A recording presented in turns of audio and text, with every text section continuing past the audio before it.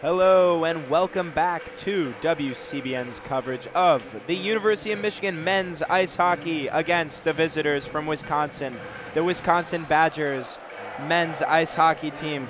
I'm David Kraemer, joined here by Jake Sinha, and soon to be with you in the next two periods, Neal Sinha. We're happy to present WCB's broadcast of this game. Jake, tonight, a couple of storylines coming in, but none as big as last night's resounding victory against the visitors.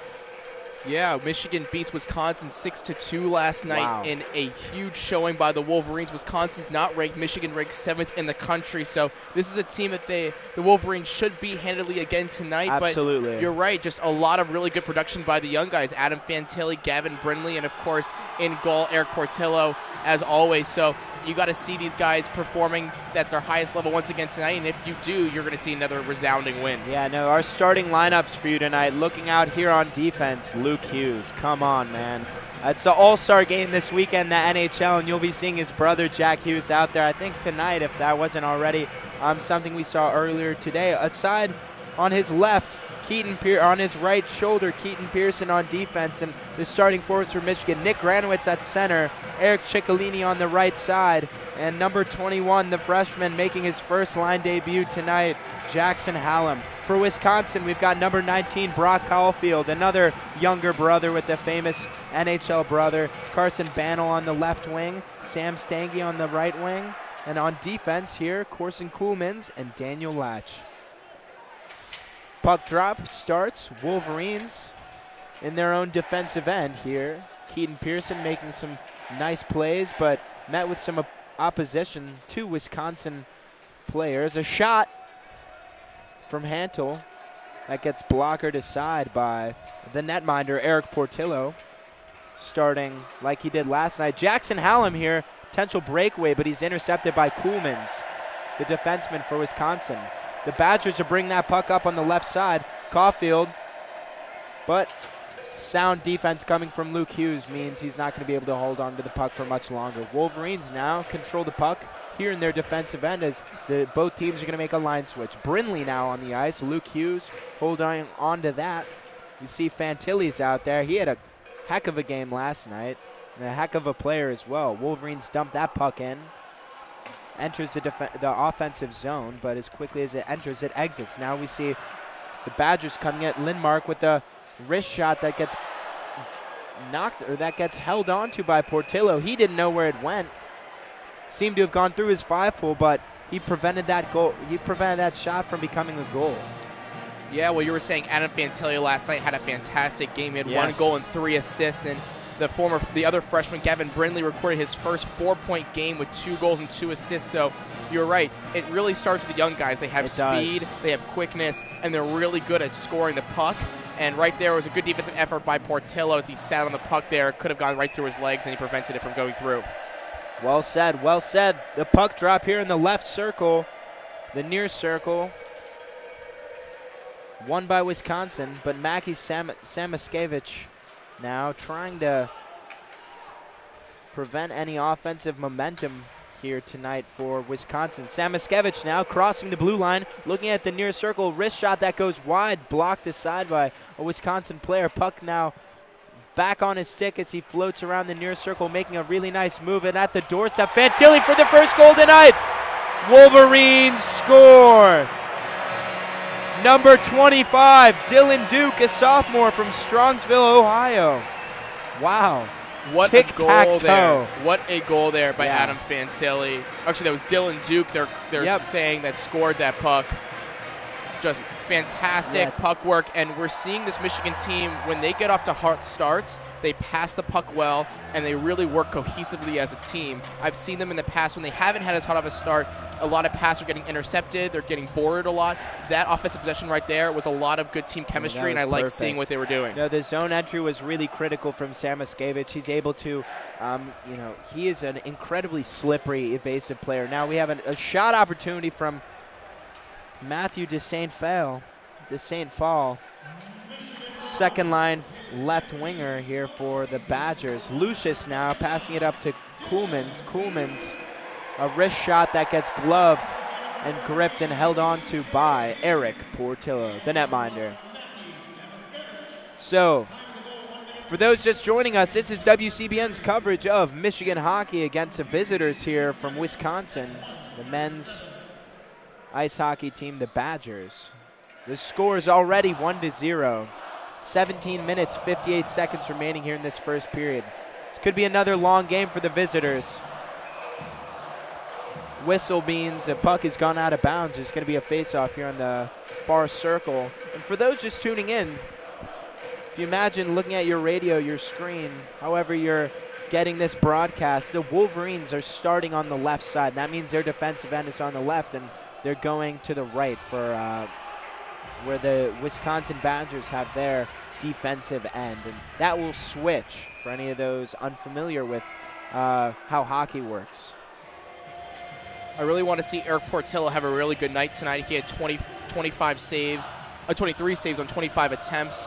Just so far, he's faced 5 shots and hasn't let one go through himself. But if Eric Portillo is able to stay sound, we have seen this Michigan team score all season long. They already have 1 goal in the first 3 minutes of the game, so it'll be really key for this defense and the goalie tonight to stay sharp. They're continuing right where they left off, and the 6-2 victory for the Wolverines, despite where Wisconsin is maybe not the strongest offensive team, it is sometimes those really dominant games are harder for a goalie because they're not getting as much, time on the puck. And so it requires an attention span and a focus across long amounts of time, long periods of inactivity. And to be able to be on your A game is really the true sign of what it means to be an elite goaltender like Eric Portillo. Now, that's not to say that Jared Moe, the senior netminder for Wisconsin, isn't a strong talent. I mean, there is a reason he was drafted by the Winnipeg Jets in the 6th round a couple of years ago. However, he had a difficult evening last night, a difficult go of things, and I think where Wisconsin is really struggling across the board, but their defense was quite porous. And as we see this quick goal already, just like last night, 100% is indicative of that. Yeah, well, Jared Moe faced 42 shots last night. He did save a lot of them, but he did let up 6 goals. As Michigan scores again. Wow. Well, I mean, you couldn't say we didn't expect that. But goal number 2 tonight for the Wolverines. Let's see who that goes to. Looking like Eric Ciccolini. As I was saying, we're going to get that replay. Jared Moe, he's facing a really strong offensive Michigan team, and facing 42 goals last night. You look at the stat sheet, and 36 saves is still a lot of saves for a goalie. But right now, Michigan 2 goals on 3 shots. Really bad performance so far for Jared Moe, and this is going to be a long night for the Badgers if Michigan keep this up. That is really tough. Now, that's Eric Ciccolini's 4th goal this season, bring him to 7 points total this year. You won't see him putting up the most, the strongest offensive numbers, but he is a reliable leader who is a senior now, and who has been through this program as it has evolved, and has really had a hand in determining how this program and how the team has developed, especially with the influx of talent like Luke Hughes, Mackie Samoskevich, and, of course, the Fantilli brothers. Well, Ciccolini is getting a lot more playing time tonight because Marcus Stoppa, one of the forwards for Michigan, is a scratch tonight. He's leading the country in penalty minutes, so it appears that Brandon Naruto is making a statement benching him tonight. Yes, it's no longer the 80s. Penalty minutes are something you don't want to accrue, and that's certainly something that the Wolverines have had a problem with, is penalties. Last night you wouldn't have thought that, though. It's now the Wisconsin Badgers are on the doorstep, but a really great save from Eric Portillo. Mackie Samoskevich one-on-one now in the offensive zone, looking to make a pass to Jay Karanen, but he's unable to get that puck across and into the goal or through the crease. Wolverines cycle offense. Samoskevich with a snapshot that gets blockered aside, as the Wolverines are again point-blank shooting, and Moe is having to stand on his head just like last night. TJ Hughes, pass that he collects out of the air from Ethan Edwards. Edwards now getting beat by Holtz, but that's going to beat. But Holtz is able to make sure that that is an icing as he gets back to the red line ahead of that Wisconsin player. Well, the children of Yost are currently chanting "Pull your goalie" to the Wisconsin Badgers, and honestly, rightfully so. It's just a really bad performance so far by Mo, who came into this game as still a very solid goalie. He's able to make a lot of saves, and Michigan had a lot more scoring opportunities last night that he did prevent. But so far, Certainly. 6 shots, 2 goals. Yeah. Despite Mo making the last 3 saves, it's still a really bad percentage for him. Yeah, that is a 66% save percentage. My math might be off. That is correct. Okay. Thank you. Well, I'm not a math major, but I'll tell you that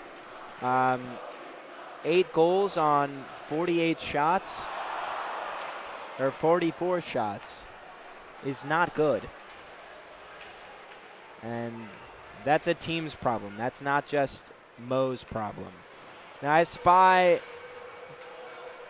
any of those listeners tonight are fans of some of notable Wisconsin exports. I see one of the children of Yost has a case of New Glarus that he is using to taunt the Wisconsin team. And so, Jake, I know you're from Maryland.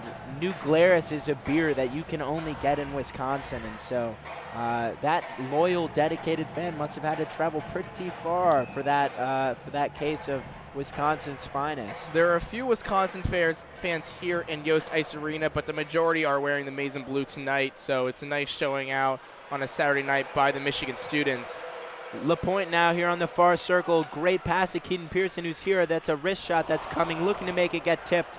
Looking for a tip from that from the blue line as now he goes facing some difficulty. A wrist shot from Zach Erdahl, a sophomore out of Wisconsin sophomore. Wrist shot now coming from the blue line as well. Wisconsin trying to pepper the Wolverines' net, but most of these attempts are going wide. Latch now with another wrist shot, blindly tossed in the direction of the Wolverines' net. Draper, and that's going to be an offsides for the Wolverines as they try and cross the blue line, but are whistled.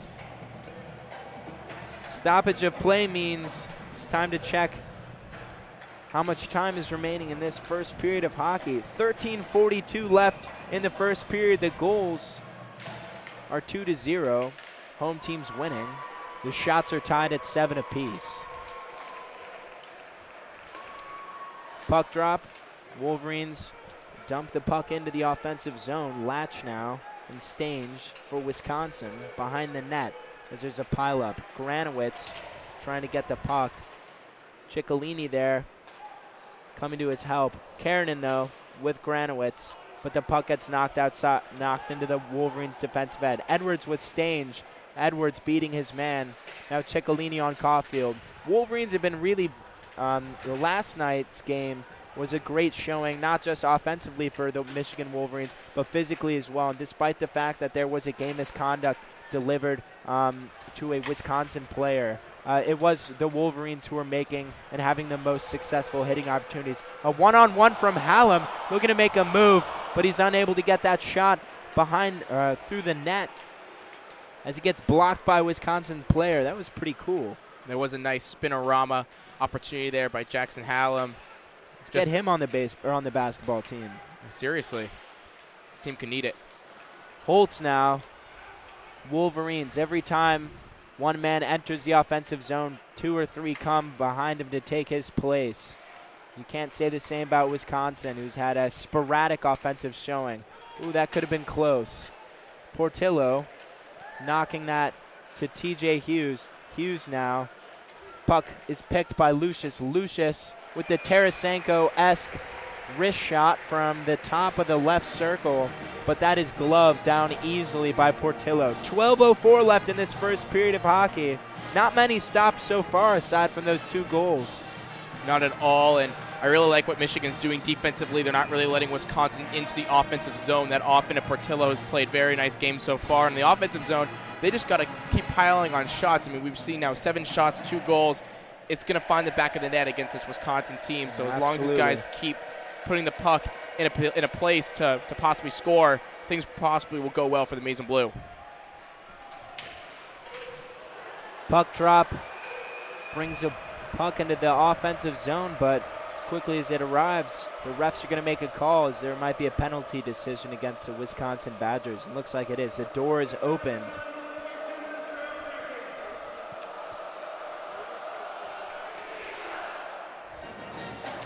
And that will be 2 minutes for Corson Kuhlman's.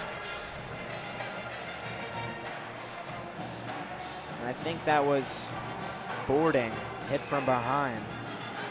Cross-checking, yes. Sometimes it looks like all three. Of course. And Michigan needs to take advantage here on the power play. They did a really good job last night. I think they had 3 goals on power play opportunities, so really nice numbers by the Wolverines. See if they can tack on a third here in the first period. Hughes at the blue line. Samaskevich now getting that puck down to Fantilli, who's looking to make that cross-crease pass in. Now the Wolverines have really been utilizing the porous defense of Wisconsin. They've been taking advantage of the weak crease defense of this Badgers team and using that to make a number of offensive plays, not only during the power play, but just there's always at least 1 or 2 Wolverines stationed right in front of the crease, getting their big bodies in front. And wrist shot getting thrown up into the net now. 11-11 remaining in this first period. Stoppage of play. 1:18 as well. 1:18 left in this power play for the Wolverines. Last night, Michigan a really pivotal power play opportunity where Luke Hughes was kneed in the head in about the second period, which sparked an entire brawl by both teams. So honestly, I'm a little surprised there haven't been that many tempers flaring yet to this point, but power plays have proved to be a really key part of this matchup so far. With a great shot, but stuffed by the Wisconsin netminder, Mo. As I was saying, Luke Hughes, luckily he was okay. It actually didn't hurt him, so he was able to stay in the game. But last night, when he did get kneed in the head, 4 players go to the penalty box, all got major penalties. So in that, and a game misconduct. Yes, game misconduct. So because of that, it's really likely to look into these penalty opportunities and see if any tempers do flare again between these 2 teams tonight. Well said, and that's something to look out for, Jake. We'll be relying on your eyes up here, see if you can notice any of that. Conversations going across those benches. A one-timer from TJ Hughes resulting in a great rebound for Ciccolini, his second of the night. It's official, folks. Put Eric Ciccolini on hat-trick watch, hat-trick notice. They are definitely going to be trying to get him that 3rd goal. And Eric Ciccolini, as I was saying, taking advantage of more minutes tonight. He's on the 3rd line. Yes. He's playing a lot of minutes that he's usually on the 4th line in this matchup. So seeing him take advantage of these extra minutes with Marcus Stoppa not dressed tonight is really good news for Eric Ciccolini. And getting 2 goals here in the first period has to feel really good for him and definitely boost his confidence. Yes, no, especially as a senior. There are not that many hockey games left in his career here at the University of Michigan, but lucky for him, he was drafted by the Rangers a couple of years ago. My New York Rangers. Yes. Got a good one in Eric Ciccolini. Absolutely. Really good play by the senior tonight. Another notable Wolverine on the Rangers, Jacob Trouba. I love Jacob Trouba. Yeah, a little bit of an expensive contract, but he's a Michigan man. Exactly. Pay anybody that's from this Maize and Blue. Yeah. Hope he gets his money up. So Wolverines are going to dump that puck into the offensive zone. They're going to be whistled for icing. And the Wolverines will be returning to their side of the ice for a face-off here on the near circle. 10:28 remaining in the first period. Shots are pretty even. Wolverines up by 3, 12-9, but goals. Not even 10 minutes into this game, they're up 3-0. That Mo goalie change might actually happen. It's very possible. 3 goals here in the first 10 minutes of the game is not good for any goalie in any different level, in any level of play. Lucius to Kuhlman's, you got that penalty, but that's blocked aside. I'm really impressed tonight with the Wolverines' shot blocking abilities. I know they haven't had many goal-scoring opportunities on them. And, well, I think I jinxed it. A goal for Wisconsin now. That's number 27, Tyson Jugnoth, a freshman from Kelowna, BC, and the Seattle draft pick as well. 100th overall last year. Poor sight there by Portillo. He was right in front of him. Jugnoth was right in front of Portillo on the kind of the deflection. So first of all, Portillo did not cover up the rebound, which he's had an issue with all season long. But just a quick deflection shot, one-timer, and there is much you could do if you're Portillo, so I'd expect his eyesight to get a little better as the night goes on, but it's a good learning opportunity for him. And now Michigan up 2 goals, the worst lead in hockey. I was waiting for you to say that. Michigan really needs to, not get comfortable here and won't. continue the scoring opportunities. I don't think they will, and I think also that's a good point. I think it's a good point. I'd like to hear more about that conversation regarding Portillo's rebound controls. That's sometimes a mark of maybe overconfidence in a netminder, but also inexperience and some greenness, which is interesting considering Portillo being a junior, being a draft pick, a high draft pick for the Buffalo Sabres, a player that you can expect unless he chooses not to go play for Buffalo, a player that will get a really important role there upon his graduation or departure for the National Hockey League. Yeah, well, Portillo all season long, you see he's a very aggressive goalie. He likes to come out of the net. He likes to go and attack pucks when they're on the sides of his net, and he also is just really not great at covering the puck up. You see a lot of shots on him all season long. A lot of goals, more importantly, are deflection opportunities. So using his blockers, using his glove, there's an opportunity, a chance right there, and it showed where, a rebound opportunity, the other team took advantage of it and was able to score on him. Hughes now with the shot that gets knocked aside by Mose. Wisconsin Badgers recollect the puck in their defensive end.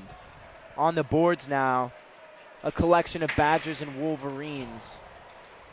But the Wolverines are really controlling that puck in the offensive zone. And they are a big team. Holtz, Samoskevich now. He is all over the ice. Coming up, showing that speed of his, making an absolutely beautiful toe drag. No goal for him, though, as Mo knocks that aside. Wolverines still puck on their stick in the offensive zone. Samoskevich not finished yet. Collected by Keranen, who allows the Wolverines to make a couple line changes, personnel changes. Ciccolini now certainly on hat-trick watch. He wants that. Everyone here wants that for him. As now Edwards is here to slow down the tempo of this game for the Wolverines. Yeah, Michigan averaging 20 seconds in the offensive zone, which is a really, really good number. And Wisconsin is essentially playing defense the entire time. So absolutely. Really good performance and really good aggressiveness by the offense tonight for Michigan. As we saw last night, Michigan was able to win 6-2 because of their overly aggressive offensive prowess. And you see a lot of the games they do win is the same case. That happened last week against Penn State and even the week before when they beat Minnesota. Well said, well said. Hockey is one of the few sports where aggression is rewarded. That is a good point. McGroarty now to Hughes. Luke Hughes with the wrist shot coming from the blue line. Almost getting beat by his man, but Hughes and Pearson. Portillo coming out to be their aide. Oh, he got lucky with that. But now Fantilli coming in. Adam Fantilli. Wow. A great one-timer. Fantilli to Brindley. Every shot Wolverines have is resulting in a goal. The Wolverines are up 4-1. Just an amazing defense to offensive possession there by the Wolverines once again. Yes, as we were just mentioning, Eric Portillo comes out of the net in his overly aggressive fashion. That time it did work out for the Wolverines. He was able to pass it across the ice in an outlet pass situation to a Wolverine. Wow. And just finding the open man, Luke Hughes. Fantastic offense right there by the Wolverines. Yes, Brindley. Brindley with a great one-timer and an even better pass from Adam Fantilli, threading the needle, threading the puck. Now we see Ken Draper with a great pass to Holtz, who's on a breakaway now. Oh my gosh, he tries to lift the puck over the net, or over the shoulder, and we're going to get another fight. Helmets are coming off here in Yost as the refs are trying to intercept these two players.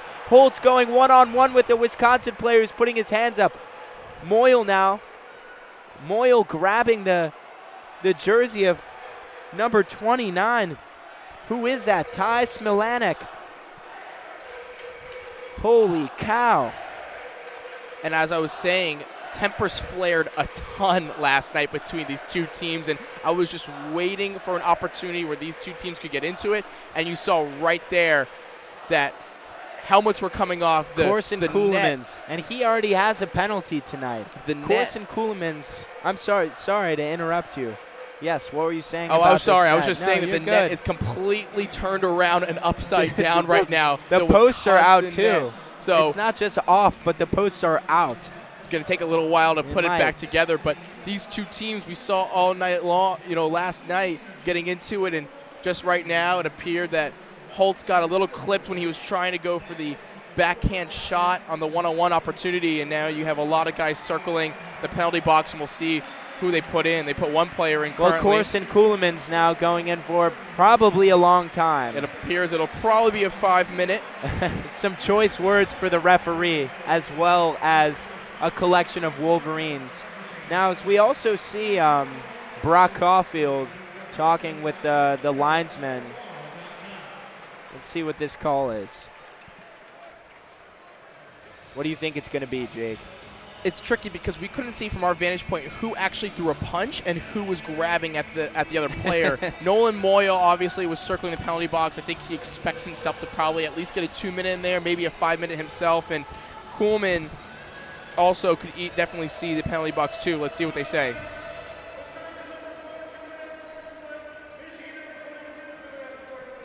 So they give it 2-minute penalty to number 22 on Michigan, Philip LaPointe, and they're going to give it, of course, as you said, to Corson Coolemans, 2-minute unsportsmanlike. So neither one gets a major, which is very interesting, I guess, from our vantage point, because it really appeared that there were some punches thrown. Well, I think after last night's game, the ref's tolerance for violence has maybe increased. Yeah. But while we have some time, let's go back to the Gavin Brindley goal. Brindley, as I said last night, had a career-best 4-point performance, 2 goals, 2 assists, and now he's following up with another goal tonight. And it really looks good for this Michigan team when they get these freshmen who have been raw from the beginning of the season. I remember when I covered the very first game for this Michigan team, guys like Gavin Brindley were making a lot of mistakes. They were turning the puck over. They weren't playing sound offense, and they were also making some mistakes on defense. And seeing them now, Gavin Brindley following up a 4-point performance with another goal in back-to-back nights is really great to see if you're a Michigan fan. Well said, Jake. Well said. I think the hallmark of Michigan hockey over the past couple of years has been the hallmark of many NCAA basketball team in the ACC. It is coming in with freshmen that are going to be the best in this league, that are going to go straight to the pros, do a one-and-done, so to speak, maybe sometimes 2 seasons here in Ann Arbor, but be the highlight reels every single weekend.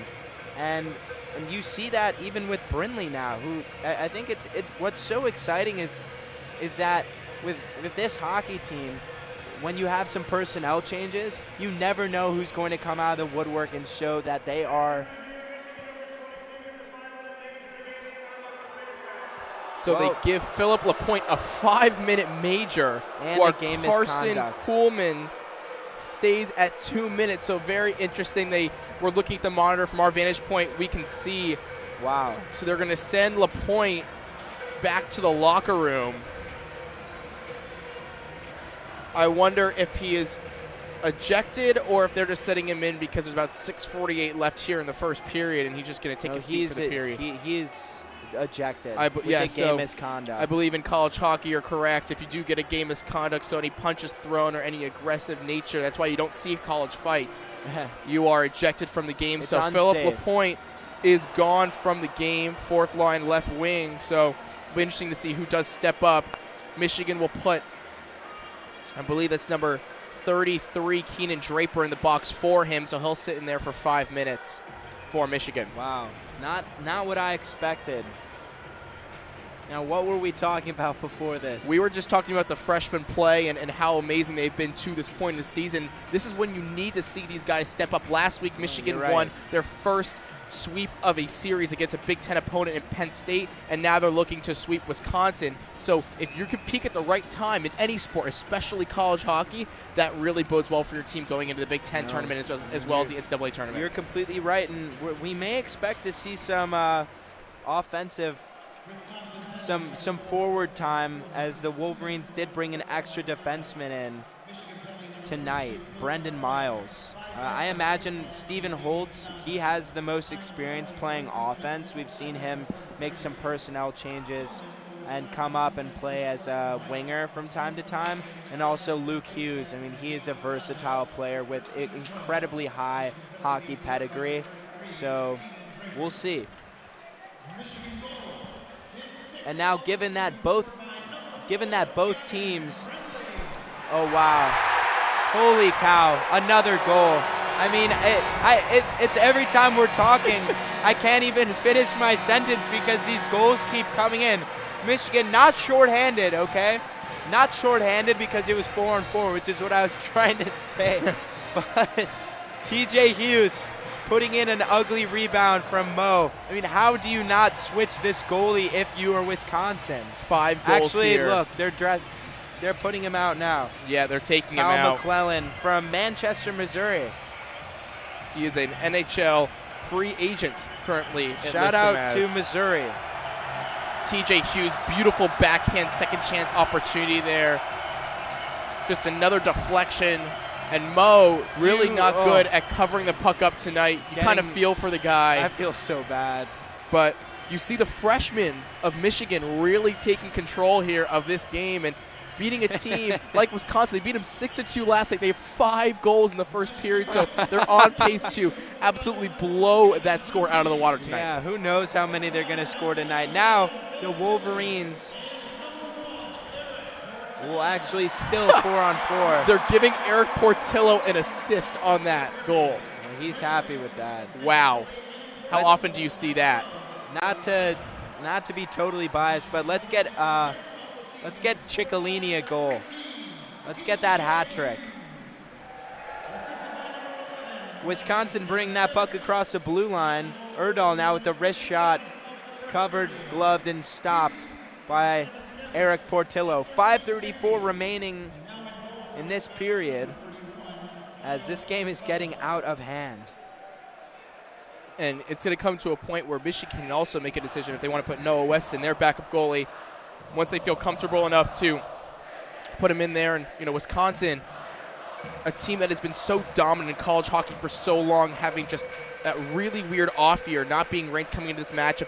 How often have you seen even a team like Wisconsin getting blown out 5-1 in the first period? I can't remember the last time I've seen that. This is not good for Wisconsin.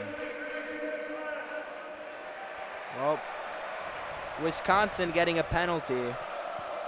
2 minutes for slashing. Liam Malmquist. Wisconsin brought in an extra forward and an extra defenseman into tonight's game. Michigan only bringing in an extra defenseman tonight. Something to note. Which means Estapa could have played. He could have, and I haven't seen a team bring 4 extra skaters in a long time, so you're right. It's a very interesting game plan by Wisconsin. Obviously, it's not working out right now. So Michigan was a 4-on-3 opportunity. 4-on-3, exactly. Hughes with the slap shot one-timer that gets knocked aside by Rohrbach. Samaskevich now, the puck taken by Lindmark, who is stickless. Lindmark, no stick now on this 3-on-3. The Wolverines would like to score on this opportunity, but they'll only have about 10 seconds left, maybe one more chance. 10 seconds left in that first penalty. That was Corson Kuhlmans, who is getting ready to come out of the box. The Wolverines now in the offensive zone. Jay Karanen now. Kuhlmans now running into the linesman. He could have had a breakaway. He completely could have had a breakaway. Coach is telling him to stay on the ice as the Wolverines dump that puck into the defensive end, and that's going to be an icing because this is 4-on-4 hockey. I don't believe I think that's number 90 for Michigan, Jake Kiernan. I don't believe he knew that it was 4-on-4. I think he thought it was a 5-on-4 opportunity. So you're right, just probably kind of a lapse in judgment there. And luckily for Michigan, they're up 4 goals, so a face-off in their own zone probably won't kill them right now. No, but something to keep in mind, just got to be smarter. You're right, yes. It was funny to see Corson Ceulemans run into that linesman, or to the referee. And it saved Michigan an opportunity there. He could have come right in and scored on Eric Portillo right there. Hughes now bringing the puck up. McGroarty here on the near side with the wrist shot. Blocked aside by this new goalie, Kyle McClellan, a junior. DeSaint Fall coming in, a fellow Illinoisan like myself, with the puck here on the far side boards. Wow. I'm speechless. That was an incredible slap shot from the near circle. Who was that? Jugnoth. I mean, I was mesmerized by that. Excuse me, folks. Another goal for Wisconsin, scored by defenseman Tyson Jugnoth. I mean, it was left side, one slap shot, one-timer, right by Eric Portillo, top left corner. Just unbelievable. You're right. It was so smooth, and the crowd was so silent. You heard that goal go right in the net. And that will be his second tonight. Yes, Tyson Jugnoth now on hat-trick timer, hat-trick clock. So 5-2 now. Moyle across his blue line. Deck's a Wisconsin player, but still holds on to the puck. Going back into the neutral zone, now back to Hughes. Luke Hughes with the puck. Turning it over. Brindley was unable to get it. Bantle with that shot.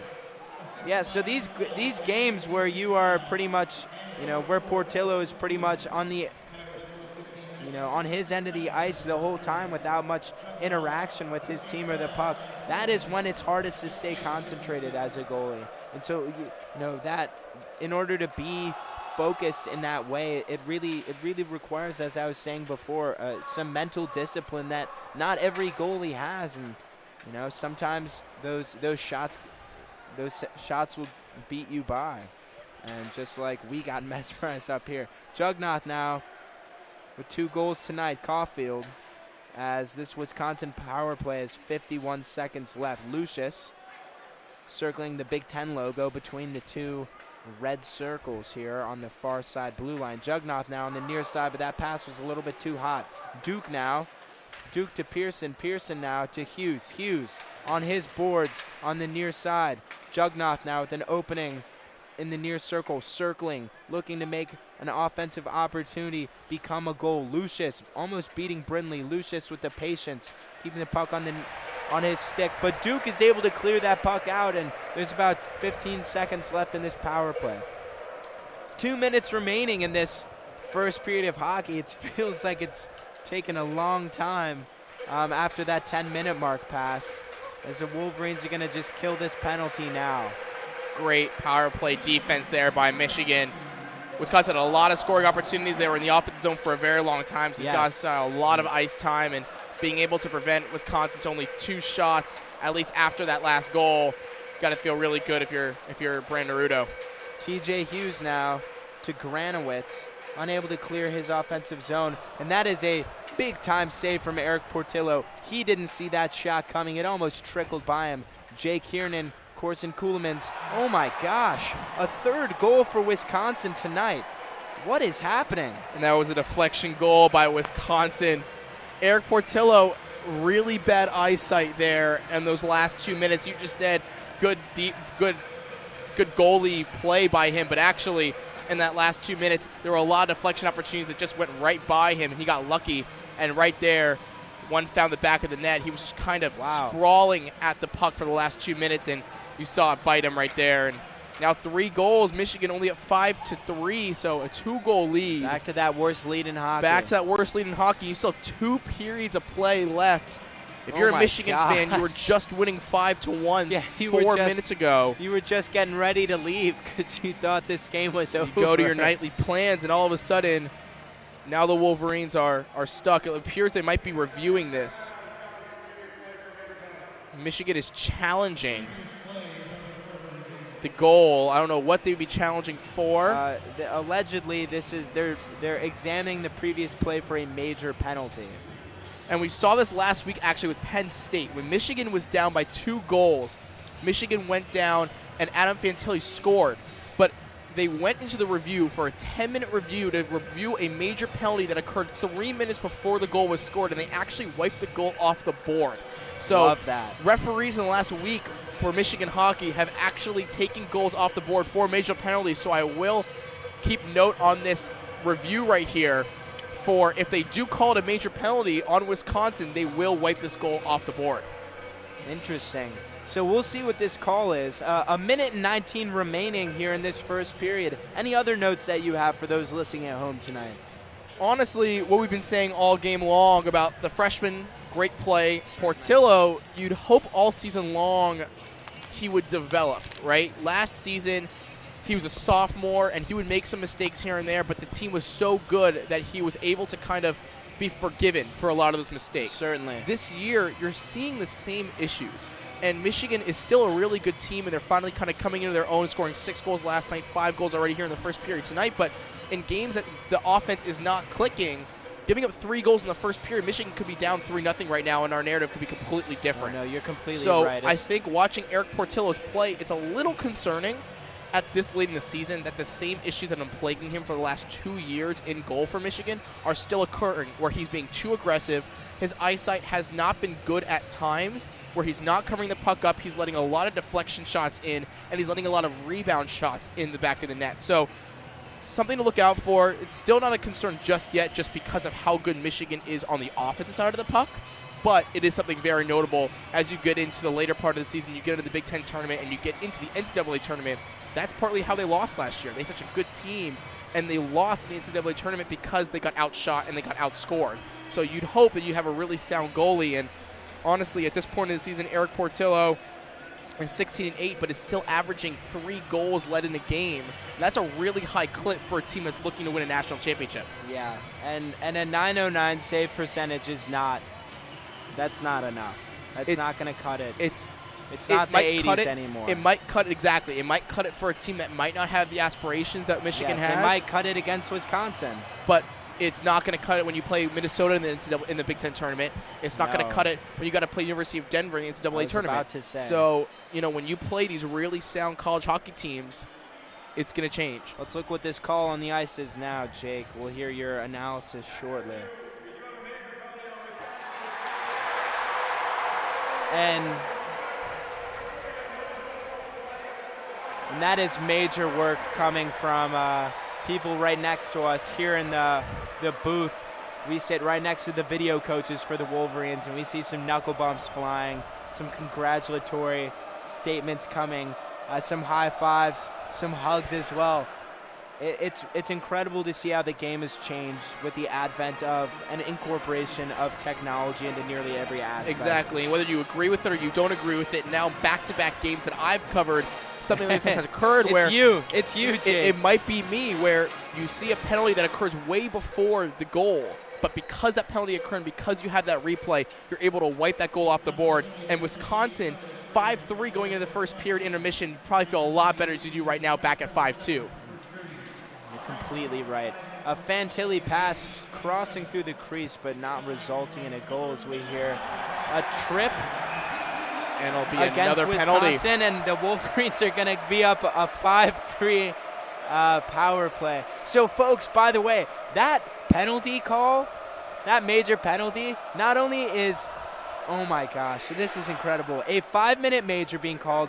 Now we have a 2-minute minor penalty being called. That third goal the Knights scored was taken back from Wisconsin. So Wisconsin has a collective 6 minutes and 42 seconds left of penalties, plus is down not by 2 goals like they thought they were 5 minutes ago, but by 3 goals.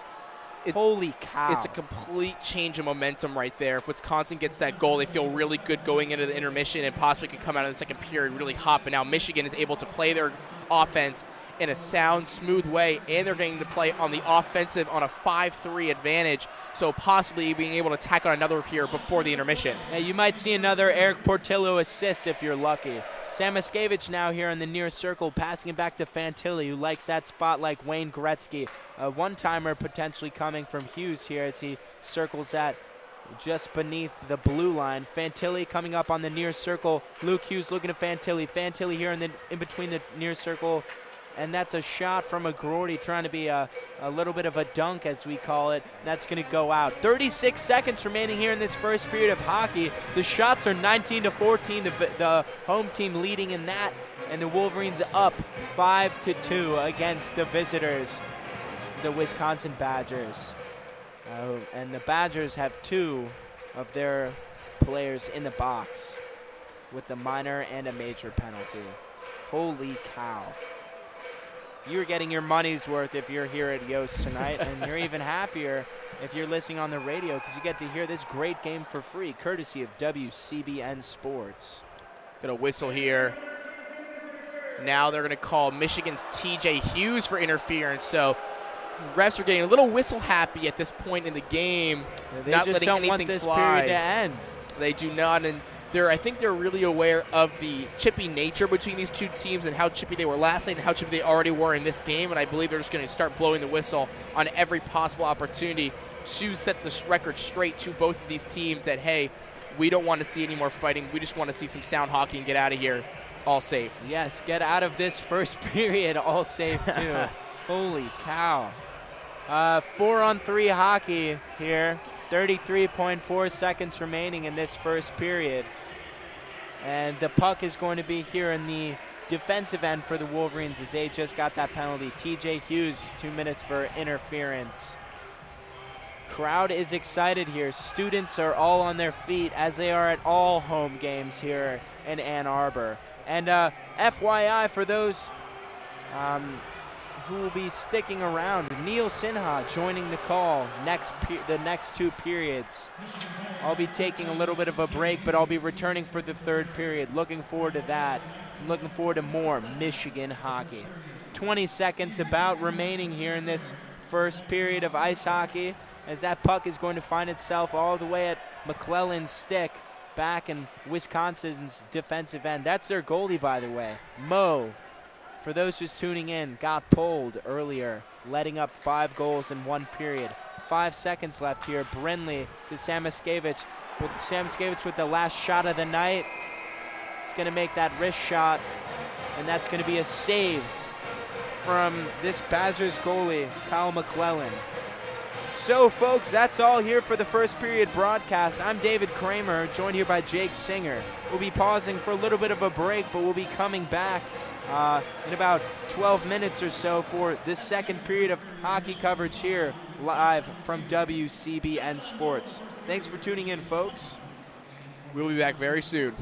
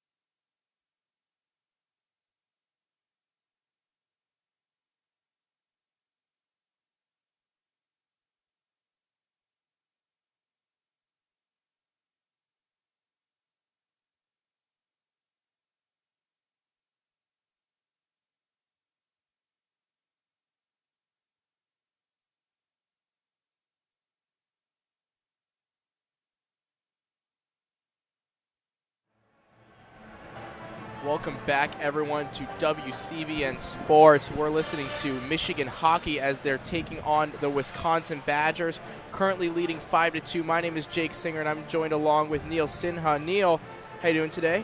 I'm doing very well. This has been a just crazy game to watch, but the Wolverines have certainly looked good in that first period. They have.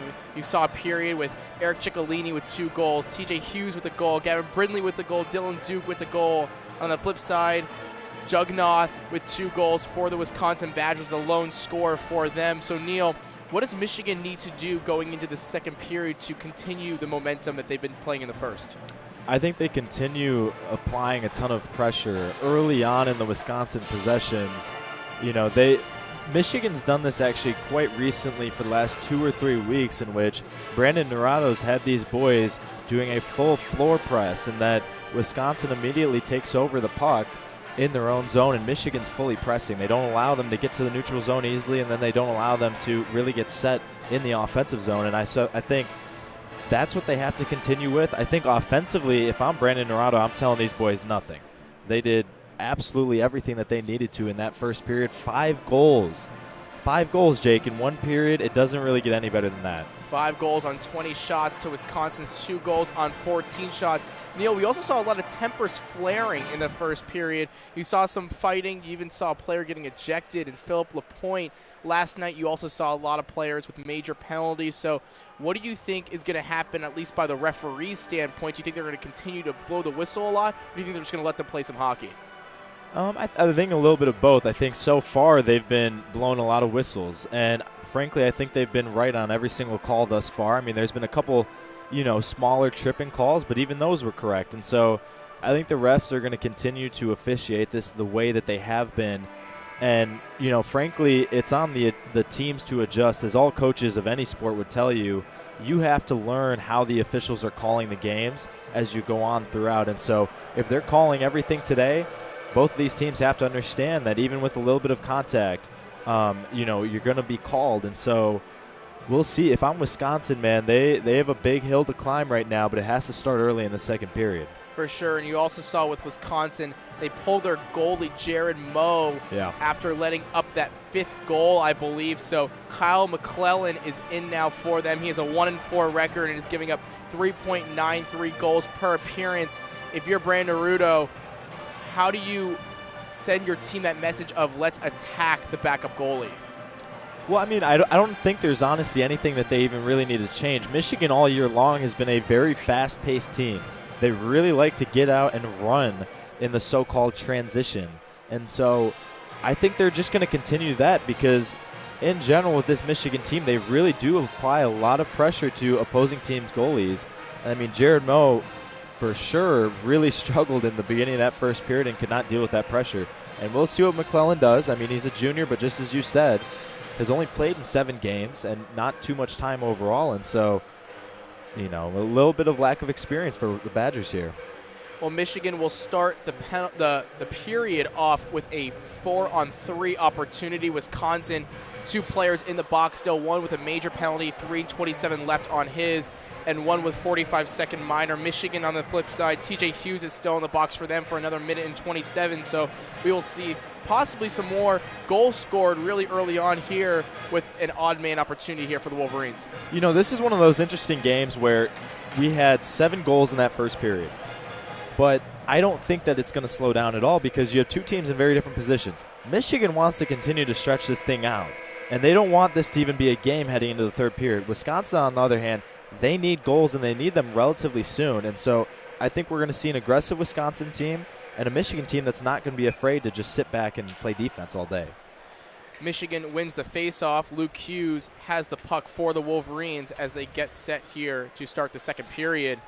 Mackie Samoskevich brings the puck into the offensive zone, right side from our vantage point. Luke Hughes, top of the zone to Fantilli. Back to Hughes. He's looking. Cross-ice pass to Mackie Samoskevich. As he's looking for a player, Fantilli to quickly back to Hughes. Hughes tries to get to Fantilli, gets deflected for a second. Luke Hughes, puck back to Samoskevich. Samoskevich dekes, and it goes wide and into the net as we have a stoppage of play. And right there, I mean, a decent start for the Wolverines, of course. Just as you said, it's a 4v3 advantage for Michigan. And so, you know, only 7 seconds left on this 4v3 power play here for the Wolverines. But they tried taking an advantage. They, you know, applied the pressure early with Samoskevich, unable to really connect on the shots, and that's fine. Those will be open the rest of this game. We're seeing Holtz in the game for Michigan as well as with a full line change. Luca Fantilli, Gavin Brindley, and Nolan Moyle enter the game. So complete switch here, 40 seconds into the second period. Gavin Brindley lines up for the faceoff. And he wins the faceoff. Luca Fantilli gathers the puck for the Wolverines once again in the offensive zone. Fantilli, top of the zone. Quick pass to Gavin Brindley. It hits off the post. Gavin Brindley almost had his second goal of the night. 2 goals last game, 4 points total. As the Badgers quickly move it into the offensive zone. Sam Sange, quick shot, goes wide. Wisconsin keeps the puck in the offensive zone for a second until Gavin Brindley recovers and resets for the Wolverines. 18:53 left here in the second period. Nolan Moyle brings it up, right side. Crosses the blue line into the offensive zone. Moyle's looking. He's surrounded by Badgers. And Wisconsin's able to get it for a second. Brindley's stick goes flying, and he'll enter the box. He'll enter the bench for the Wolverines. Wisconsin with the puck now. Circling. Luke Lemaster had it for a second. Jackson Halem tries to bring it in. Quick 1-on-1 opportunity here for Branch, and he gets put down by Edwards. Nice defense there by Ethan Edwards of the Wolverines to stop the offensive opportunity there by the Badgers. Halem has it. TJ Hughes to Edwards. Edwards top of the zone to Halem. TJ Hughes. Slap shot by Edwards, and he scores. Oh, my goodness. Ethan Edwards, slap shot goal for the Wolverines. And the Wolverines just keep piling the scoring on as they lead 6-2. That, oh my goodness, what a shot by Ethan Edwards right there. And, I mean, I was just going to say, I was going to hop in there and say that Michigan was on the power play. And, I mean, just came out of nowhere. I didn't think Ethan Edwards was going to take that at the point right there from way downtown, but you know what? Top shelf in the left corner. That's beautiful. Great screener, by the way, for the Wolverines, too. 100%. It appeared it could have been deflected, but it was not. Quick shot there by Edwards, and it leads to a goal for the Wolverines, and now up 4 goals. Michigan back to where they started in the first period, just piling it on in the aggressive nature they play. Edwards to Halem. Jackson Halem circling. Goes outside of the blue line, so Michigan has to reset as they do.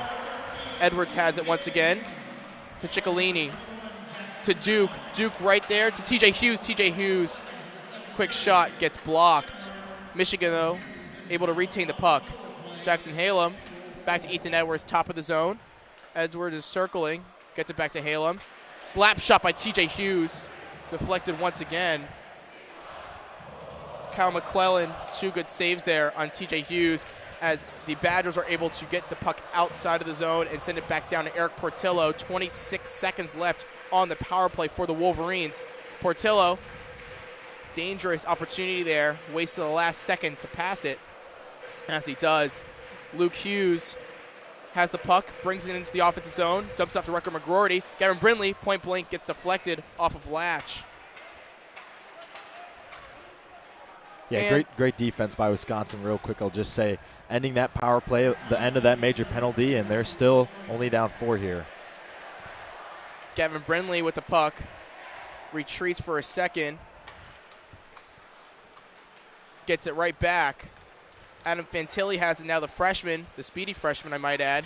Quick cross-ice pass of Brindley in a dangerous position, gets taken away from him. That's for Licky. Good defense right there for the Badgers. Fantilli gives it right back up, though. Badgers have an opportunity right now. Carson Bantle. Quick shot there by Kuhlman's, and Kuhlman's shot gets deflected off of Portillo.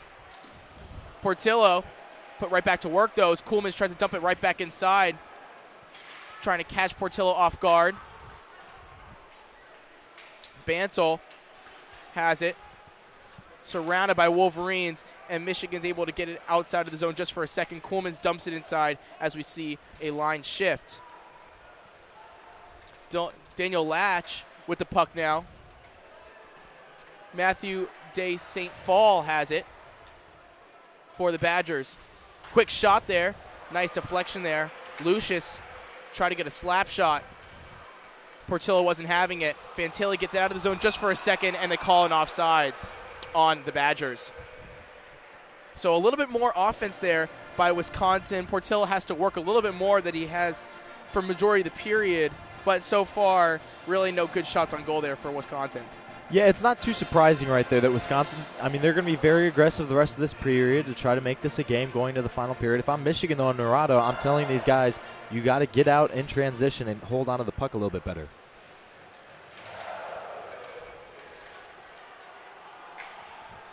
Puck goes almost out of play. Does not, though. Wisconsin's able to keep the puck in the Michigan defensive zone.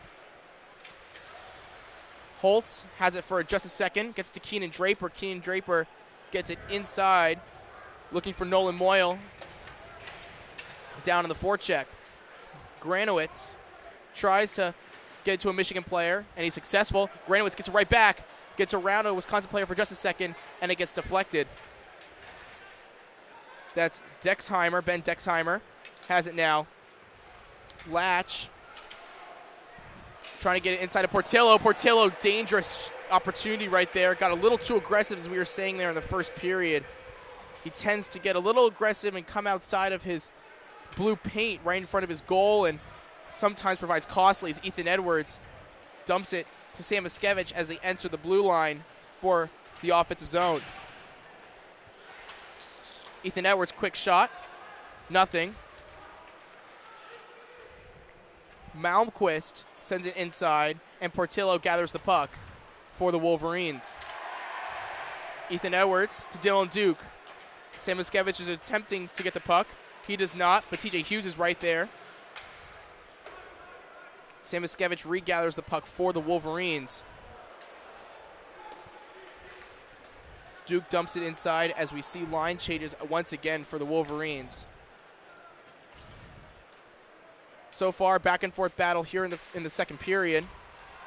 Pearson, some stick fighting with the opposition. Sends it around.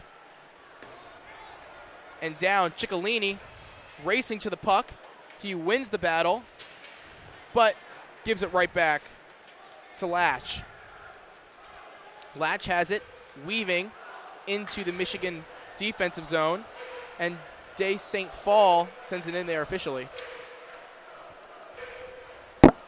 A lot of circling right in front of Eric Portillo right now for the Badgers.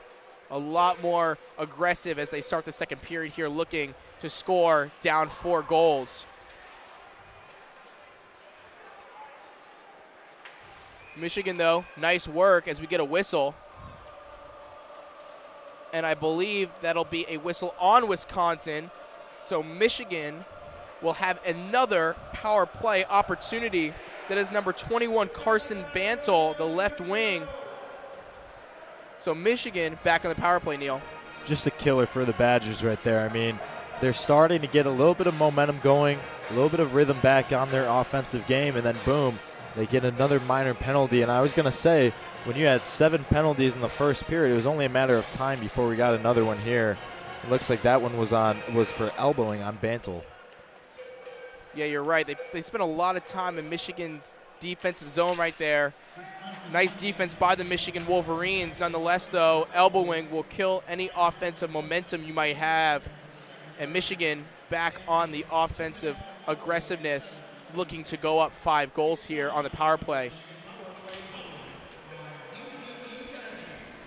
Brindley's out there with Hughes, Rigority, Fantilli, and Sam Miskevich. Brindley has the puck, tries to get it on the outside of Brindley.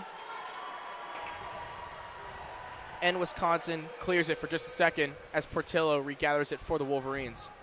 This is a crucial minute and a half for the Badgers. Cannot give up another goal if they want a realistic chance to come back in this game. Jackson Halem gets it inside the offensive zone. TJ Hughes is right there, right-hand side. Latch has it for just a second. And Lannister will send it back down. So far, good penalty defense by the Wisconsin Badgers with 59 seconds left on the Michigan power play.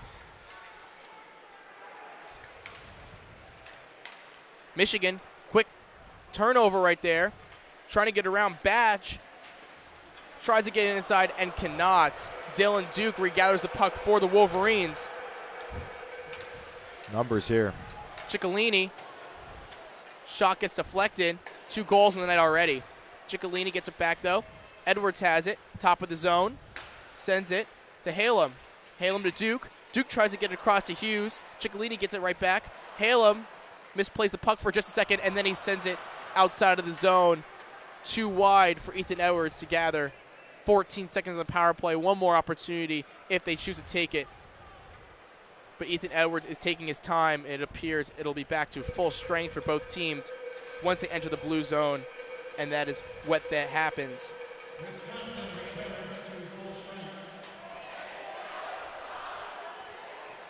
Keenan Draper falls down trying to get the puck. Stramel sends it to Lucius. Lucius, nice deke there. Back to Stramel. Stramel tries to shoot. Keenan Draper's right there, though, for the deflection, and doesn't let Stramel get a shot off. Moyle's getting held. No penalty, though. And Wisconsin trying to make something happen. Just cannot get any offensive momentum as Granowitz sends it right back down, and Michigan is able to go for a line change. Just sloppy hockey right now. Neither team are really connecting on these passes. It's just going back and forth here, Jake. We'll see if eventually either team can get some rhythm going here. 100%. Luke Hughes able to get around a defender. Rucker McGroarty now, left side to Adam Fantilli. Adam Fantilli's shot gets deflected, though. Pearson getting around Bantle to Fantilli. So Michigan trying to regather itself as it's played a few sloppy minutes themselves in the last 5 minutes here. Yeah, and very crucial time as Michigan gets it back here on the offensive end. Adam Fantilli tries to get it to Hughes. Caulfield is there, though, able to poke it away for just a second. Hughes has to go outside and send it right back in. Adam Fantilli now has the puck right side. Nothing can happen, though, and Caulfield, good defense, sends it outside of the zone. Ethan Edwards tries to maintain possession of the puck, and he does. Sends it to Luke Hughes once again. Hughes to Edwards. TJ Hughes, Samuskevich right in front of the net, gets blocked. Some precision passing there by the Wolverines right there, something we haven't seen for the last few minutes, but nothing doing as the shot gets blocked. And Michigan will just send it right back inside. And we'll see a few more guys go to the bench. Ethan Edwards keeps the puck inside the offensive zone for Michigan. Down to Duke. Kiernan sends it back inside, down to Duke once again. Kiernan has it to Fantilli. Fantilli, TJ Hughes, Samuskevich, blocked once again. Samuskevich again goes wide. Another shot there by Dylan Duke. And finally, we see a cover-up by Kyle McClellan. So we were saying a few sloppy minutes there. Michigan finally getting a little bit of offensive schemage back, able to make some nice passes, but ultimately no goals, which is something we can't say for most of this game. No kidding. Yeah, it's 7 goals in that first period, just 1 through 11:52 in the second. Kind of very different period going on here in the second. Only 1 penalty as well. Wisconsin was able to survive that power play.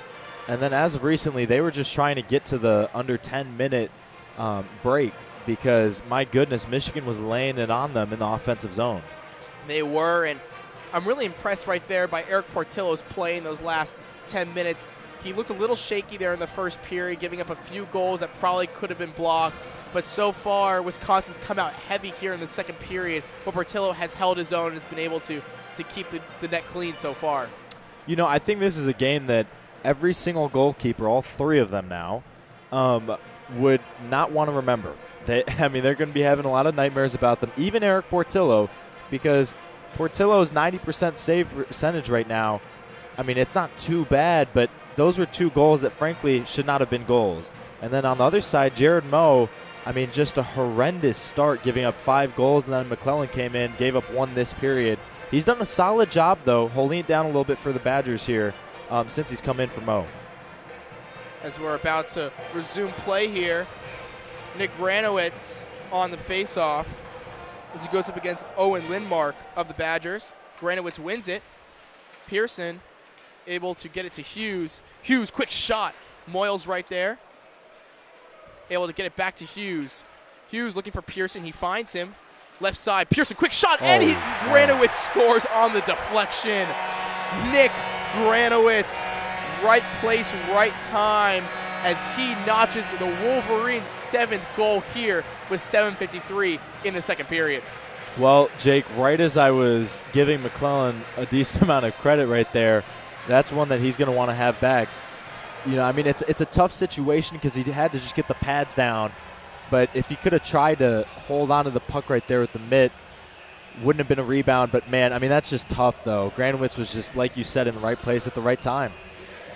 Really easy goal there by Granowitz, just right in front of the goal. Kyle McClellan, nothing you can do. Just couldn't cover up the puck, and it haunts him. Michigan 7-2, 7:46 left here in the second period. And the offense just keeps coming for Brandon Rudo and these Michigan Wolverines.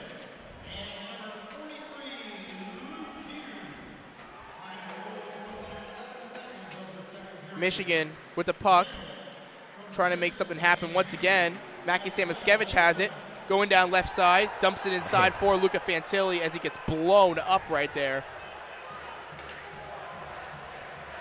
Badgers need to put something together here, man. They down 5, I mean, looks like we get a call. Nice. I believe it was an offsides on the Badgers. As you were saying, though. Yeah, I mean, down 5. You have 7 minutes left in this second period. I mean, if I'm Granado for the Badgers, I'm telling, you know, the team that you just got to try to get one goal in the next 2-3 minutes here. You cut it to 4, and then you try to get one more by the end of the period, and maybe, you know, have a 3-goal game again. That's very easy to say. It's a lot harder to actually do. And then on the other side for Michigan, though, you just continue to try to lay it on Wisconsin right now. 27 shots to Wisconsin's 20. Michigan's done everything that they've needed to in this second period thus far. And I think Brandon Norado would be very happy with his team's performance right now. We're seeing a little bit of talks between the referees and both benches. Everyone's huddled around both benches right now. Not too sure what's going on. The players on the ice look a little confused themselves. Believe they're talking to the Wisconsin coach as he's yelling at them. The Wisconsin coach not happy. Oh, and he just got a technical, I believe. A sportsmanlike penalty for Wisconsin. So another miscue by the Badgers, just kind of shooting themselves in the foot right now. Yeah, and excuse me for my basketball language. I'm used to calling a lot of basketball games, but unsportsmanlike, not a technical, of course. And yeah, I think this is a lot of frustrations just boiling over right now for the Badgers. So we're getting a challenge now on a potential major penalty. I believe Wisconsin's enacting the challenge. That's why the coach was getting very upset, because it took a lot for him to convince the referees that they should take another look at it. So let's see what they do. But while we have some time here, Neal, let's look ahead. Michigan beat Wisconsin last night pretty handedly. We're getting now to the latter part of the season. After this, you have Michigan State, and that's going to be really interesting because the first game's in East Lansing, the second one's in Detroit, actually, so a neutral site duel in the D. And then you go to Ohio State, and then you play Notre Dame, so 3 rivals in the next 3 games, and you got to get this Michigan team that should probably play their best. Yeah, I mean, I definitely agree. I think Michigan's been they're on a good path right now. Early on in this season, they just could not put together any sweeps of any series, but I mean, managed to split against number 2 Minnesota, and then Penn State last week, they swept them too. Sorry, so they just ruled that there was no major on the play. Wisconsin loses their timeout, so a failed challenge. But as you were saying, sorry, Neal. No, you're good. I mean, it's going to be very interesting, though, just as you said, with the duel in the D, the face-off at the lake. I mean, a couple of very fun little neutral site games coming up for the Wolverines. But yeah, I mean, not really. What their Notre Dame series is their last home games of this season, and they don't have those for a couple weeks too. So Michigan's certainly going to try to relish in the moment right here in Yost Ice Arena. And then of course after that's the Big Ten tournament, so you'd hope they're peaking at the right time. And so far these back-to-back performances, putting up 6 goals in the first and now already 7 now through 2 periods, through a period and a half here in the second game, probably bodes well for your confidence in the Michigan offense going forward. Quick shot there by Ethan Edwards, almost gets deflected. Edwards, though, tries to keep the puck in, and he does at the top of Michigan's offensive zone. Halem to Edwards. Edwards passes to TJ Hughes. Slap shot by Ethan Edwards, wide right. Halem tries to keep it in for just a second, and he cannot. Wisconsin's able to clear it as Michigan is on another power play.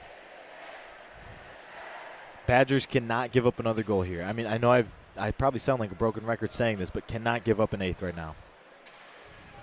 Michigan hopes the opposite as Adam Fantilli looks to lead an offensive breakout. Rucker McGroarty shot. That's his 4th of the night, 0 for 4 so far. He's looking to find the back of the net still. And Wisconsin's able to gather the puck and send it right back down to Michigan's goalie, Eric Portillo. 56 seconds left on the power play, 6:05 left here in the second period. Samoskevich to McGroarty. McGroarty around the back. Down to Fantilli. Fantilli, though, gets stopped. And Wisconsin is looking for just a second to make something happen at a nothing. Mike Vorlicki has it behind Portillo. Wisconsin looking for an odd man goal here. Coolman sends it back down. And Luke Hughes is right there. And he gets to Brenly. Samoskevich has it as Michigan has 17 seconds left on the power play. Bad pass to McGroarty, but McGroarty, nice stick work there on the defensive side. Able to get it back. Adam Fantilli, left side, gets blocked, but not covered. Wisconsin's able to return to full strength and send the puck outside of the zone, so Michigan will have to retreat and start again. 5:01 left here in the second period. Nolan Moyle has it for the Wolverines. Moyle down to Draper. Draper saves the icing call, but there is a whistle. Stephen Holtz is talking to the Wisconsin bench right now. Bold move by Stephen Holtz as he, in the middle of a play, goes right up to the Wisconsin Badger bench and lets him know a few words. Stephen Holtz goes to the box for 10 minutes. They're calling an unsportsmanlike conduct penalty. So just really not smart there by Stephen Holtz. Really don't know why he felt the need to go to the Wisconsin bench and let them know what he's thinking, but it proves costly as he's going to miss the rest of the second period and the first 5 minutes of the third. Well, I mean, I have no clue what Stephen Holtz is thinking there. No clue. They've played this to perfection so far this game, and I just don't understand why Stephen Holtz felt the need to do so. And it looks like, yeah, he's being ejected off the ice. It's the second one for Michigan today. He's trying to pump up the crowd, though, as he is circling his way back towards the referee, something you probably don't want to do if you're already on the referee's bad side, as they're now trying to escort Stephen Holtz out of the building. Trying to amp up his crowd and his team a little bit more. Not that they really need it, though, as they're up 5 goals right now. This has to be one of the most bizarre games I've seen this season, Jake. Very strange. I mean, Michigan-Wisconsin always brings a very interesting matchup. These teams have gone at it for years, but you're finally facing a Wisconsin team that is not up to the standard that you're used to seeing of them, and you're seeing it in the scoreboard, but Michigan still wants to bring that tenacity to the matchup outside of the hockey play. Yeah, it's just been penalty after penalty today, and as Ciccolini's going to take the place of Holtz in the box, but penalty after penalty, a lot of weird stuff, some fights. You got everything in Michigan, Wisconsin. So Wisconsin now is on the power play. down 5 goals. Definitely could use one right now as cross-ice pass. Wisconsin has a scoring opportunity. Good defense there by Pearson to prevent Ben Dexheimer from doing anything. Coleman's has it for the Badgers. Inside, and Michigan's able to clear it. Nothing doing there on try number 1 for Wisconsin on the power play. 1:28 left on the power play, 4:18 left here in the second period. Coleman's to Daisy Phillip. Back to Coleman's. He finds Lucius. Wisconsin getting their offense set up here. Shot wide, Caulfield. And it honestly does a clearing for Michigan as it went so wide it goes around the back and out of the offensive zone for the Badgers. Badgers need something right now just to have a little bit of momentum going into the final period here. Lucius weaves his way inside the zone. Backhand shot there by Ty Smalenik, but it goes wide, and Jackson Halem has it, circling with the puck. Luke Hughes, slap shot right above the goalie's head. Keaton Draper trying to take some more time off, and now you will see a penalty on Wisconsin. Keenan Draper gets slammed to the ground. So we will get some 4-on-4 hockey here for 28 seconds. That is number 27, Tyson Jugnoth. So the only goal scorer for the Badgers goes to the penalty box for 2 minutes, unsportsmanlike. I just, again, this is another penalty, yet another one, Jake, that I don't understand the reason for it. And, you know, all coaches say that all penalties are unneeded and there's no reason for them. But in all seriousness, the last 2 that we've seen in this game with Holtz and then Jugnoth right there, there's been no reason for them. Not at all. And we were saying temperatures were flaring yesterday and even into tonight's matchup. But you'd expect maybe some boarding or some tie-ups, but you would never expect these players to willingly take penalties that are unnecessary and really not doing anything with the game.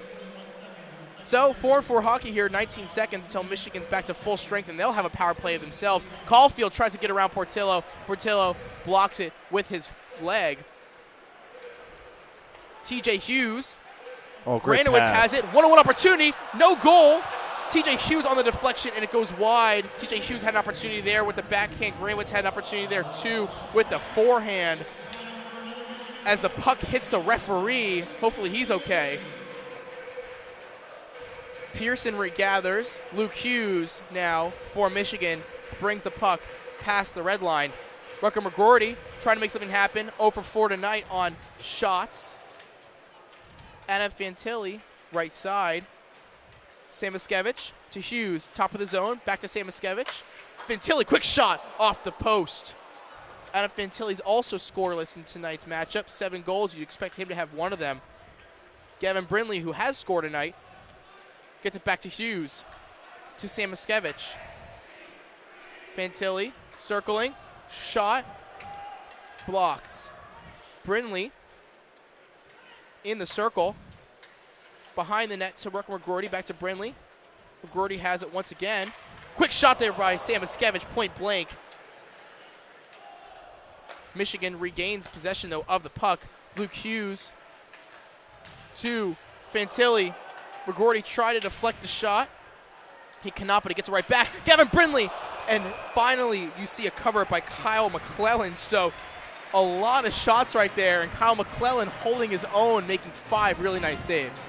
I mean, just fantastic offense right there by the Wolverines, connecting on every single pass. It's just they weren't able to completely place the shots perfectly. And also, just as you said, give Kyle McClellan a ton of credit. He's been in the right spots. His positioning has actually been very good over the last few minutes of this game. And keeping it to a 5-goal game, I'm not going to say it is a game, but you know what? Wisconsin's keeping it certainly very respectable right now.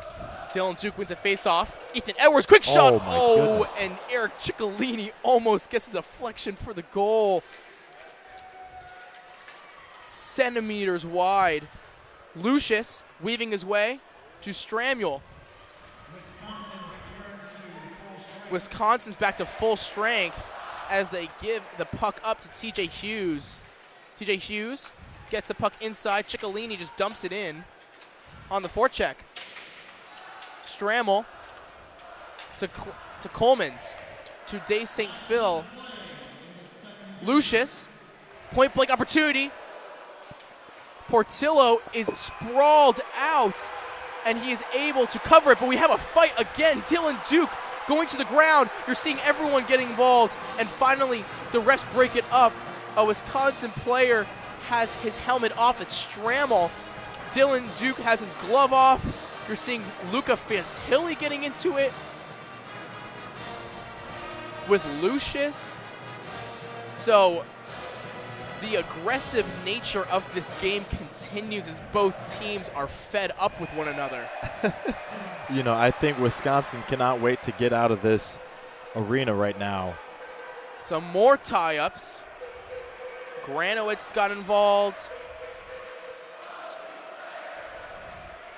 You see a Wisconsin Badger go to the box, Strammel, and you're going to see Dylan Duke go to the box for the Wolverines.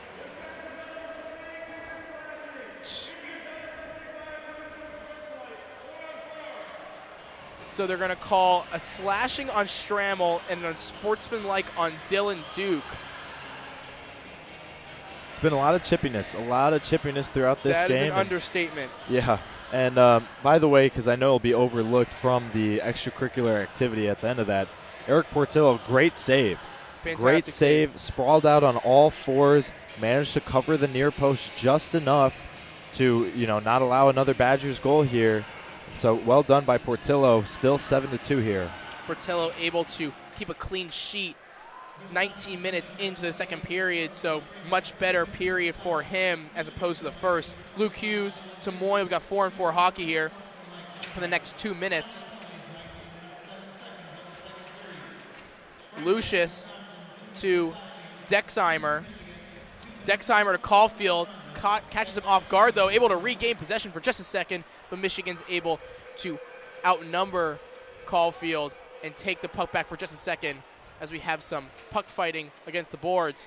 Portillo covers, 19 seconds remaining here in the second period. And I mean, I gotta say, it's been very difficult for, I think, both of these teams at times to really just take hold of the momentum of this game. We've seen so many momentum shifts back and forth with all of the penalties that we've seen. I mean, it's been 14 penalties through 2 periods. That is crazy, Jake. It is, and you're saying it's hard to take the momentum, and it's weird to say that when Michigan's winning by 5 goals right now. Now, yes, Michigan has controlled the game to a point, but still some not smart decisions by the Wolverines really makes you question the discipline of this team and how they're going to play going forward, not just against Wisconsin, but as they play more rivalry matchups for the next 3 series. Ethan Edwards, no time left, but they're going to call an offsides, so I believe they're going to put a second left on the clock. Not enough for Wisconsin to do anything, but we have not gotten out of the second period just yet. It's been a very long game. I mean, it's 8:40 right now. It's been an hour and 40 minutes, and we're still finishing up the second period, and that's just because of all the penalties and so on that's gone on. And, I mean, this is just a formality right here as that's the end of the second period. So, finally, we get out of the second period. Both periods feel like an eternity. Michigan leading 7-2, so on paper, they look like the way better team, and they are. They're playing like it. But the extracurricular activity by this team, what does it make you feel like, and how do you feel about this team, not just in this matchup, but going forward into the Big Ten tournament, into the NCAA tournament? You know, so it's an interesting question because in terms of the extracurricular activity, in terms, you know, to put it formally or to put it frankly, I should say, fights and everything else that has gone on outside of the actual game, there hasn't been as much of a need from the Wolverines to commit all these penalties, and frankly, they've looked very undisciplined at times. Granted, I think part of that is when you're playing a team like Wisconsin that is 3-14 in conference, has really struggled all season, 10-17 overall record. Their frustration has certainly looked like it's been boiling over at times this game, and it's sometimes difficult as a team, you know, on the other end to not let that get to you. And so when you have a lot of chippiness going on from the other team and from Michigan as well, it's hard to just stop it. And so, you mentioned that we saw this last night, and it's certainly continued today. I think, frankly, Wisconsin just wants to get out of here, with all players without any suspension or anything going on, and same with Michigan.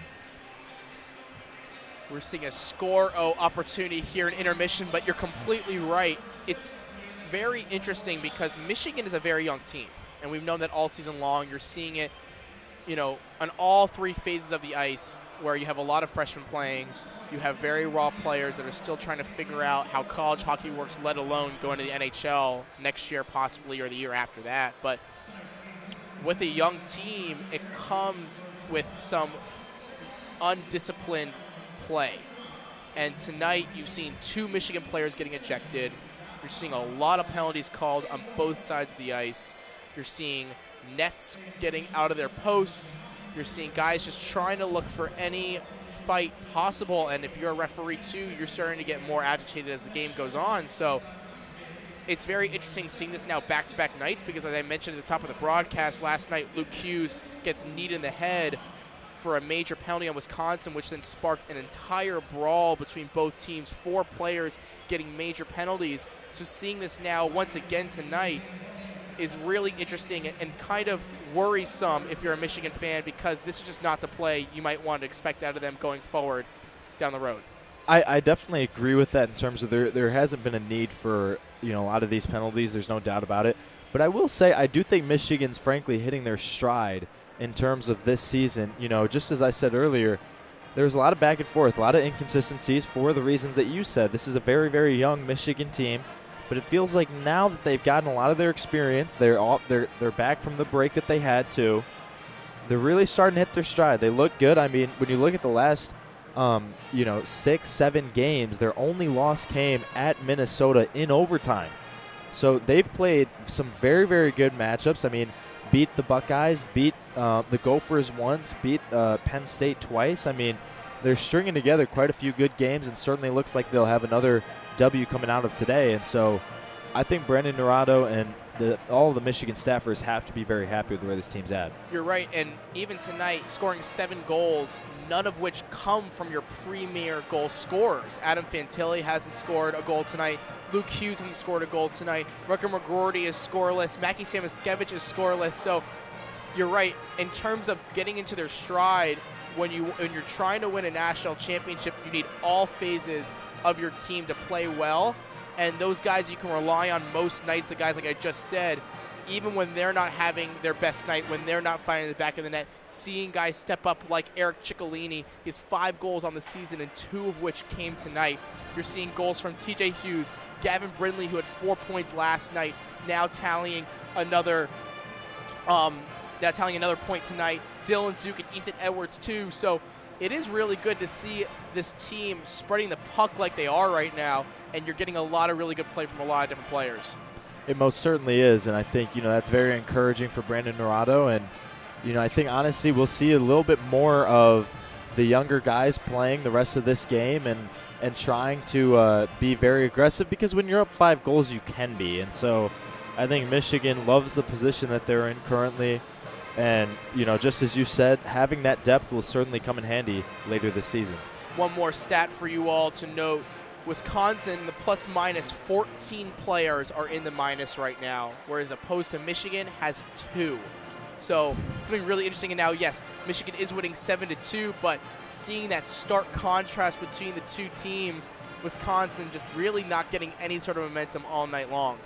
It's domination across all lines. I mean, that's what that means, is that, across all lines for Michigan, they're outscoring and outplaying the Badgers. And so it's been very impressive, and the score certainly indicates that. Excuse me. Of course. Well, Neal, we got one more period left. The first 2 felt like an eternity, but we'll see how the third one plays out.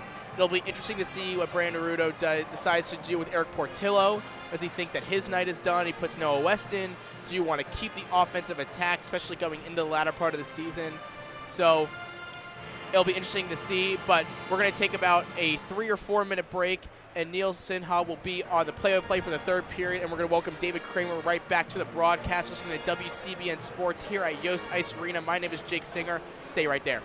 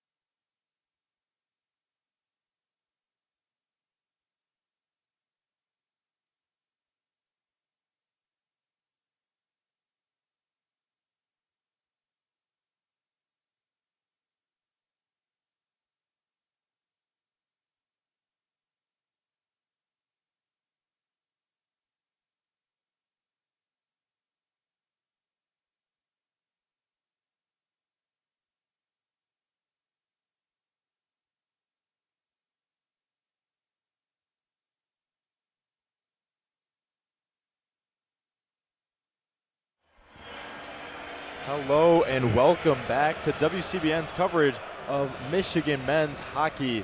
My name is Neal Sinha. Joined alongside me is David Kraemer. David, what a crazy game this has been as we're in the third period here. The number 6 Michigan Wolverines lead the Badgers of Wisconsin 7-2.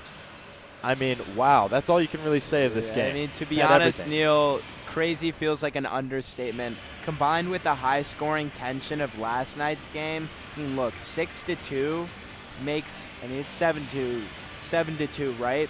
This one extra goal feels like 10 extra goals. Combined with all the drama that we've seen, I mean, you know, the colorful expressions by Holtz midway through this second period, receiving a lot of popularity and fanfare from the student section, maybe not so much from the NCAA. Hopefully no fines can come from that, as far as I know. I guess we'll see. It is hockey, so you tend to expect those sorts of things.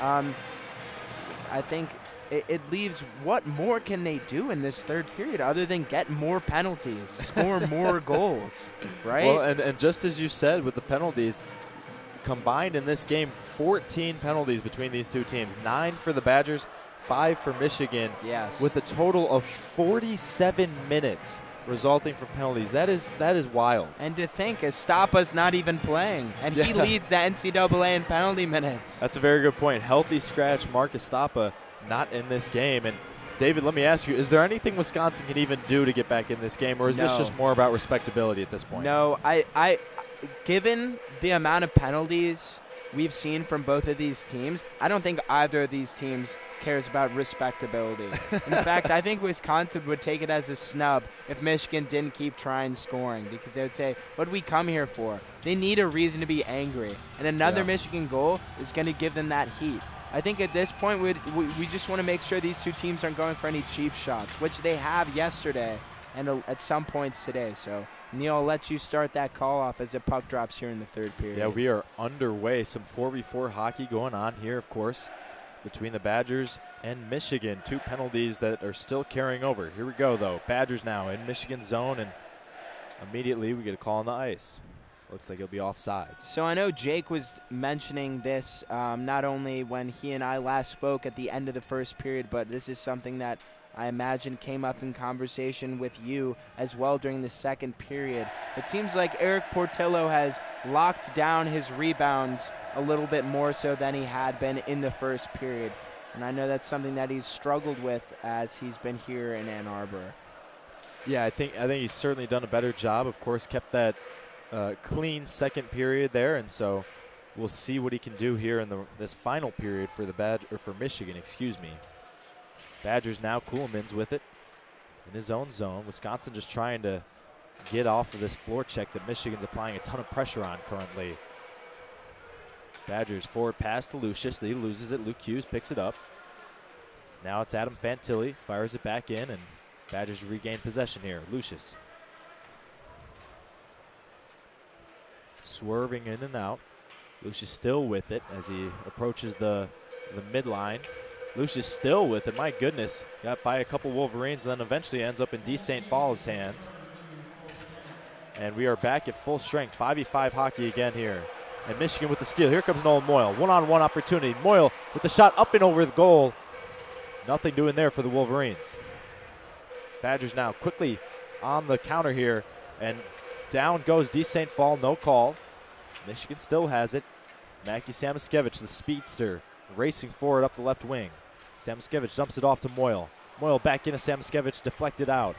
Kiernan now fires from way downtown, just misses the goal. Badgers now with it. Briefly it was Luke Lemaster. And now it's Stramel with it. Stramel picked up a couple penalties earlier this game. Lodge fires at Portillo, saved. Draper now battling on the boards with the Badgers. Draper still fighting. Got a stalemate here at the left wing in Michigan zone. And these two are doing nothing, David. No, it is a stalemate for sure. Broken now, though. Yep, Losh fires from deep. Deflected out. Michigan picks up possession again, though. Here comes Ciccolini. Yeah, and watch out for Ciccolini. He is on the unofficial WCBN hat-trick watch. He's got 2 goals for the Wolverines, and he has been a really great substitution for this lack of Marcus Stappa. You know what? I think I'll rephrase that. He's not been a substitution, but he has been the beneficiary of more playing time this evening here. Definitely. I mean, Ciccolini, not too many games played so far this season, but getting extended playing time, as are a few other Wolverines, as we'll likely see that the rest of this period. Immediately a shot by Jugmouth fired into the nets, and so we'll have yet another face-off upcoming with 17:21 to go here in Yost Ice Arena. Michigan still leading 7-2. Well, so I think something that I've noticed, just not in this third period, but also throughout this game, is Luke Hughes is really coming into his own as a defenseman. He is so mature. And the patience and the poise that he has on the defensive side of the game, you know, you talk about Luke Hughes as this incredible offensive defenseman talent, but his defense is sound. It definitely is. He's certainly looked a lot better this year after coming back from the draft. Now, Kuhlman's with it for the Badgers. Cross-ice pass and picked off by Wolverines McGroarty. Here comes Michigan. Halem forward. He switches it back to the middle. Pearson picks it up briefly. Ends up in Halem's stick. So Jackson Halem will get it started for the Wolverines. Going left to right here in front of us, and just fires it forward to get a quick line change. Eventually Brindley ends up with it. Gavin Brindley fires across the middle. Great pass to Duke. Dylan Duke now racing in. Up the right wing. Gets hit on the walls. Duke still fighting with it. Fires forward to TJ Hughes, and eventually the Badgers regain possession. Brindley, by the way, 5 for 7 tonight on the face-off dot. He has been perfect. He has been great, as Wolverines still with it here on the offensive zone. Granowitz now. Quick little cut back to his right. Swerving in and out. Dumps it off to Miles. Back in the middle. Tipped out by McClellan. Brindley then had it briefly. Gets it right back. Gavin Brindley right behind the net for the Badgers. Now it's Adam Fantilli. Always so dangerous as number 19 for Michigan. Oh, what a great move. Fantilli now with it at the point. Fires from deep. Deflected out. Michigan still has possession here. Brindley's footwork, his skating has been exceptional as well. I think that's one of the most underrated aspects of his game, and he definitely should be the recipient of some more positive attention. Given the talent on this team, he can sometimes go under the radar, especially as a freshman. Yeah, just as you said, Gavin Brindley fires a shot up into the net over the goal and over the boards here, and so we'll have yet another face-off for Michigan in Wisconsin's zone here with 15:24 to go.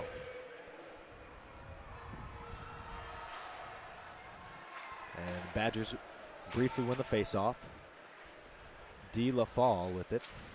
Goes forward to Stramel. Or D. St. Paul, excuse me. Now, Luca Fantilli dumps it off for the Wolverines to Kiernan. Kiernan fighting around with D. St. Paul. Some actions on the boards right now. Lucius fires in and just turns it over. Michigan with it. Samoskevich then loses the puck. A little bit of sloppy play going on now. And then we get an icing call on Michigan. So something that I've noticed here in in our notes is the fact that this score, last night's score, is exactly what we saw when the University of Michigan was playing in Wisconsin. The home team, the Badgers, actually smoked the Wolverines when they came and visited, which is shocking. And so much has changed this season for both teams, especially in the wake of the World Juniors competition, where the Wolverines saw nearly half their roster depleted in playing up north in Canada.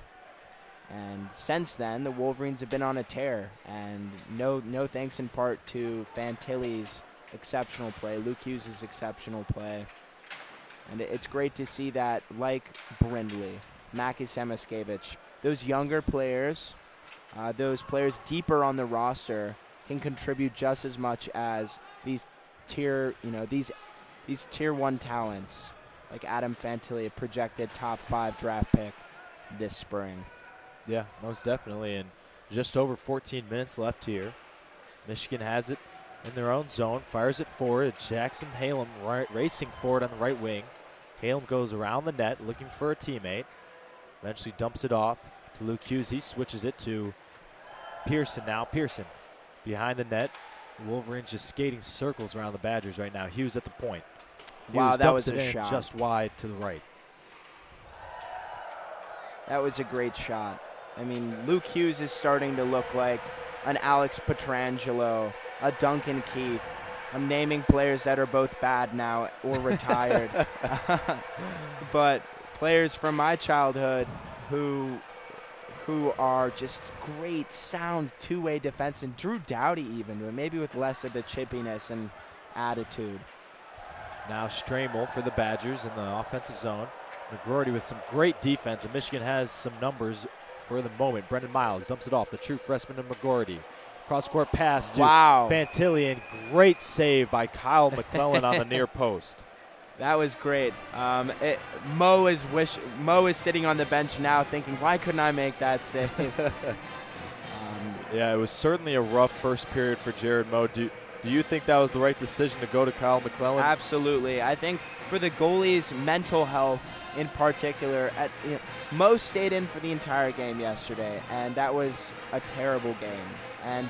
And in fact, I think Mo played better last night than he did tonight, and it would have been unfair for Tony Granato, the head coach of this Badgers team, to keep his goalie in. Because what that says to the players, I'm going to let you stay out there and be in that negative spotlight and receive that heat, from among the loudest, most rambunctious. Screener and a goal here. It's Erdahl. Tough. That's Zach Erdahl, number 6 for the Badgers, was hanging around right in front of Portillo. The puck was deflected in front, and Erdahl just managed to get his stick on it where Portillo couldn't see. That's a tough rebound to give up for Portillo. Yeah. We're seeing the tapes here. We're going to watch that. Yeah, and that's a tough he's struggling with that. Really see that. I think you're right. It was funny, too, because I don't think it was a very formal play for the Badgers to get the puck in there. It just happened to leak out through.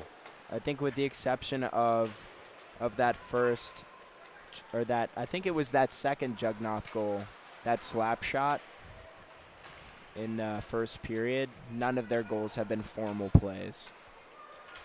Yeah, here come the Badgers, down 3-7 again. With 12:23 left in this game, Portillo dumps it out for the Wolverines. Michigan will try to reset on a floor check here. Samskevich loses it and gets it back. 2v2 for the Wolverines. Mackey's going to drop back out. Cross-ice passes. Wow, Mackie Samskevich tripped on the referee. Both of them went down. Now the Badgers racing across the neutral zone. Caulfield with it. Fires forward, looking for Lodge. Lodge dumps it off in between. Stange, excuse me, it is. Stange dumps it back out. Quick slap shot. Puck still deflected around. Great defensive job by Luke Hughes there again. I mean, is this a Wisconsin power play? What's happening? Oh, my goodness. And McClellan had to come all the way out of the goal. The puck was just leaking forward, and Michigan had a couple guys there. Danger safe for the moment for the Badgers. And see Ciccolini on the ice, too. Well, what a great pass to Keenan Draper now. Draper on the right wing. Headed off now. Draper loses it quickly. Quick pass to D. St. Paul for the Badgers. He turns it over quickly to Ethan Edwards. A hit in the back, and that's going to be a penalty on D. St. Paul. Ugly hit. And those are the types of hits that not only the NCAA but the NHL has really been trying to limit, and sometimes even you'll see that become a 5-minute major, especially in the big leagues. You cannot hit other players from behind. Yeah. And the officials are going to say it's under review. It's actually Stramel who committed the penalty, or what looked like to be the penalty. Now we'll see what the officials go over and decide, but it certainly looked like it was a penalty as he came right from the back. I mean, here we have the tape right here coming up. Edwards, unaware, Strable. I think there is a world in which that's called as diving. You think so? I know, that's a big hit. Yeah. I can't imagine this review would take too long. And they're already taking the headsets off, so I think this will likely stand. Good eye, Neal. Well, something I wanted to say, actually, we'll wait for the refs to make their decision. Yep, and there it is. They confirmed the penalty call. Stramel in for 2. You can't do that. So something that I wanted to say just briefly about Coach Tony Granado's decision to pull Mo this evening is what it says to your goalie if you leave them in when they're getting just routed. So it says, I don't care about you. You think so? And I think it's a mark of disrespect, or that you have to struggle out there on your own. This is how you learn. And I think based off his performance last night, he did let up a lot, but he was the only reason that score wasn't 30-0. That's certainly fair. I mean, I've seen a lot of great Jared Moe games. Today was certainly not one of them. Last night certainly wasn't either. But it's not to say he's a bad goalkeeper. He is not a bad goalie. Yeah. He was drafted by the Winnipeg Jets for a reason. Yeah. Well, Badgers here looking for a shorthand goal. Saved by Portillo. A little bit of danger there briefly. Samoskevich now in the offensive zone. Fires back to Fantilli. Adam with it. Fantilli into the middle. McGroarty had a shot, but it couldn't really get the full piece of it. And a check for the Badgers. Quick line change for the Wolverines. Ethan Edwards back on, as is Ciccolini. Adam Fantilli stays on. Edwards now races forward, finds Ciccolini on the right wing. Dumps it off to Dylan Duke. Duke surveying. Still surveying with it. Dylan Duke trying to find a teammate. Eventually has it deflected out all the way back to Eric Portillo. Great defensive stand once again for the Badgers. Ethan Edwards, some solid skating right there as he eludes his defender briefly. Now Jackson Halem on the left wing. Halem swerving, looking for a teammate. As it go back out to Ethan Edwards. Halem up on the left wing, dumps it off to TJ Hughes. Cross ice pass to Ethan Edwards. Edwards dumps it off to the right. It's Halem again. Fantilli on the ice for a long time here. There's a reason he's out there. Yeah. And look, notice Ciccolini's out there on this power play, and he's not normally a part of that power play package. Great pass. Duke with the shot, saved by McClellan. Michigan will certainly make a line change here. Yes, they will. We'll have a face-off with 9:22 left in this final period. 7-3 is the score. David, is it out of the realm of possibility to say if Wisconsin's able to get one goal here quickly somehow, it's a game?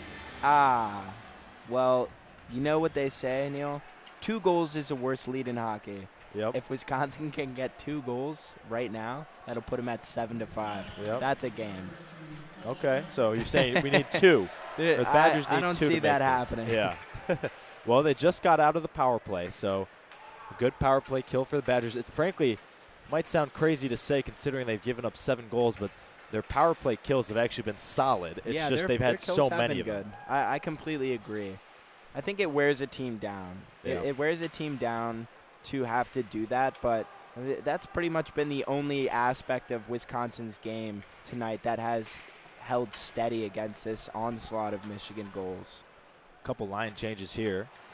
Badgers now fire it forward. D. St. Paul with it. Dumps it off to the middle. Lucius, good back pass to, well, then it gets picked off, actually. Excuse me. Fantilli now loses it briefly. Goes to Luke Hughes. Hughes gets yanked down. No call for the moment. Fantilli dumps it off to Brindley on the left wing. Gavin with it. Probing. Brindley back out in front, shot in front of the goal, and then saved by McClellan. Now that's a good rebound control. So we'll get those. We'll get this stoppage in play. With about 8:08 8 minutes. Yeah, 8:08 left here in this game. You know, something I'm noticing right now, with not that much time left. I know we just had that penalty, but it seems like tensions have died down. It seems like something. I don't know what Coach Naruto, what Coach Granado said to their players when they're in the locker room, but I think people have chilled out a little bit. The players have relaxed a little bit. No, and I mean, it's a good point. I mean, even as they were walking towards or skating towards their benches, in the last 2 periods, you had seen them jawing at each other.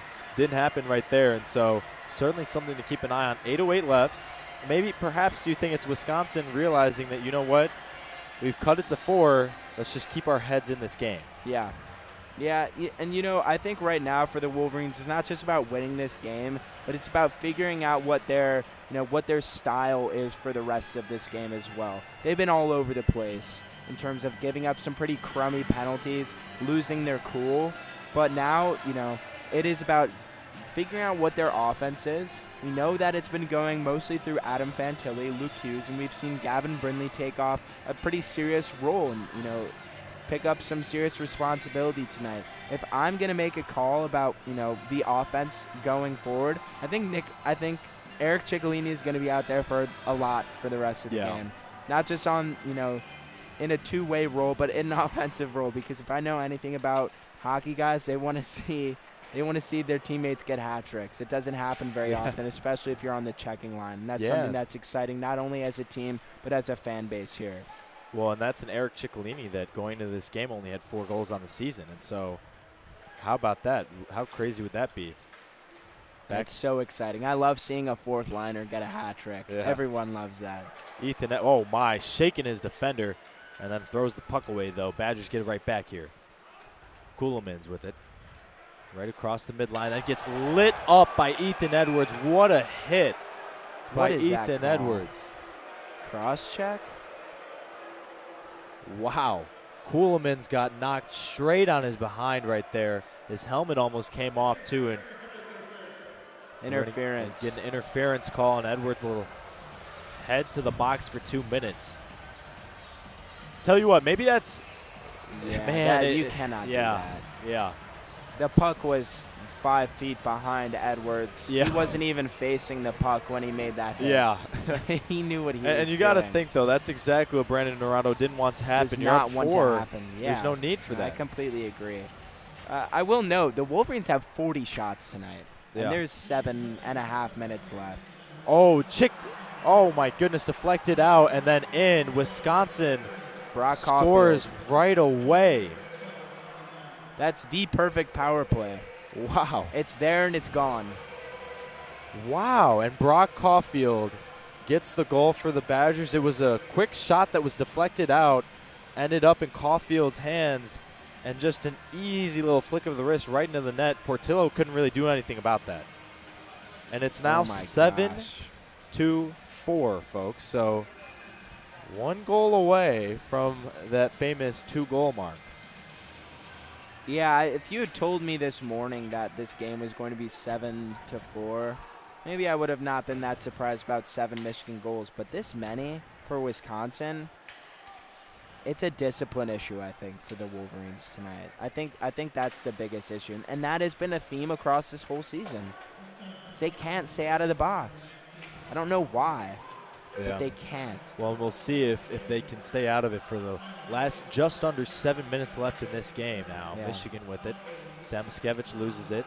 They're definitely going to put their best players out there right now. Wolverines won another goal. The fact that 8-4 has to be a resounding victory is hilarious, but I mean, it's a reality here. Hughes now around the net, around his own net. Ruckmer McGroarty gets it right back. And then the Badgers steal it from him. Here's Stramel. He loses it briefly. Fantilli with it. That's Adam Fantilli.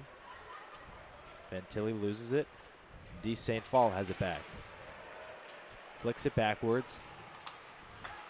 And picked up by the Badgers. D. St. Paul now racing forward. 4v3-ish here for the Badgers. Lucius will take the shot just over the net. Solid positioning by Eric Portillo. Luca Fantilli now in. Up to Gavin Brindley. He loses control of it. Michigan with a quick line change. Jugnoth to Kuhlman's, and they lose it. Ethan Edwards gets it back for the Wolverines. Brendan Miles, the true freshman, getting some extended playing time, and we're going to get an offsides call, I believe, here on Michigan. So 7-4 is the score here in Ann Arbor and Yost Ice Arena. The Wolverines lead the Wisconsin Badgers 7-4 with 5:49 left. Yeah, I still can't get over that Brock Caulfield goal. That is, it's not textbook. That is perfect power play. Yeah. I mean, they scored in, what, 2 seconds? Yeah. My goodness. Wolverines now going to do their best to defend for the rest of this game. Eric Portillo has it. Dumps it outside. Badgers getting very aggressive, no doubt about it. Ethan Edwards. Yeah, there is still time, like you said. There's still time. I mean, it's 5.5 minutes for 3 goals. That's quite rare, but if they get a goal in the next minute, I might be concerned. And they're getting a little close here. Certainly a lot of pressure being applied. Erdahl loses it to Brennan Miles. Yeah, and you see the tensions are getting higher. The temperature's getting a little bit hotter on the ice. It certainly wasn't at the beginning of the period. I think the pressure to score some more goals here for Wisconsin and for Michigan to defend well and to not give up their giant lead. Here come the Badgers still in Michigan's zone. Vorticke. Malmquist now. Kind of getting held by Ethan Edwards a little bit, and Edwards is going to stick his skate on the puck right on the boards. Breaks out, though. Badgers get it back briefly. I have not seen Michigan be hemmed in their own zone like that this entire game. That's something that they haven't been forced to do at all. And I think they're going to try and prevent that from happening here. Michigan fires it forward, gets a line change with 4:20 to go. Badgers get a reset. Here come Wisconsin. It's number 20, Ben Dexheimer. Hasn't been called too much today. Stange now. Jugnoth now up forward. He loses it briefly to Pearson. Badgers still with it. Back out, it's Ceulemans.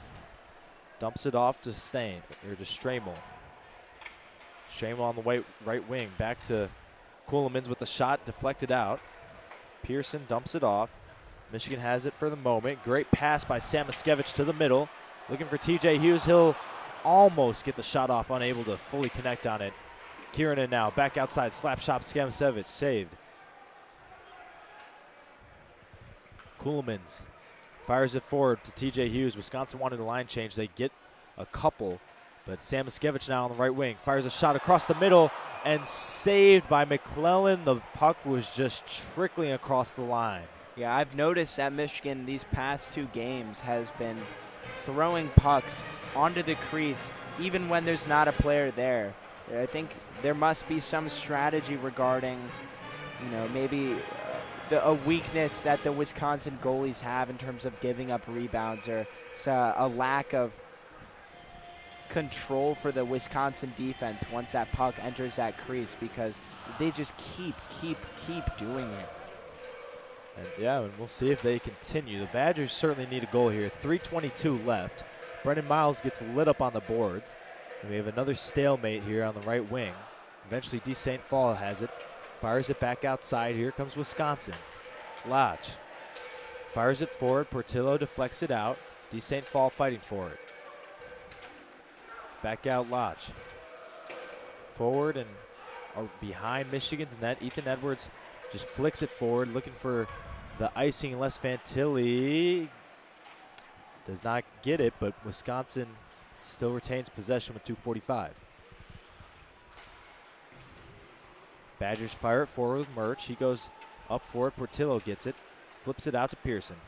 Brindley now skating forward, finds Granowitz. Up the right wing, it's Nick Granowitz still with it. Flicks it across the middle, stolen by Lucius.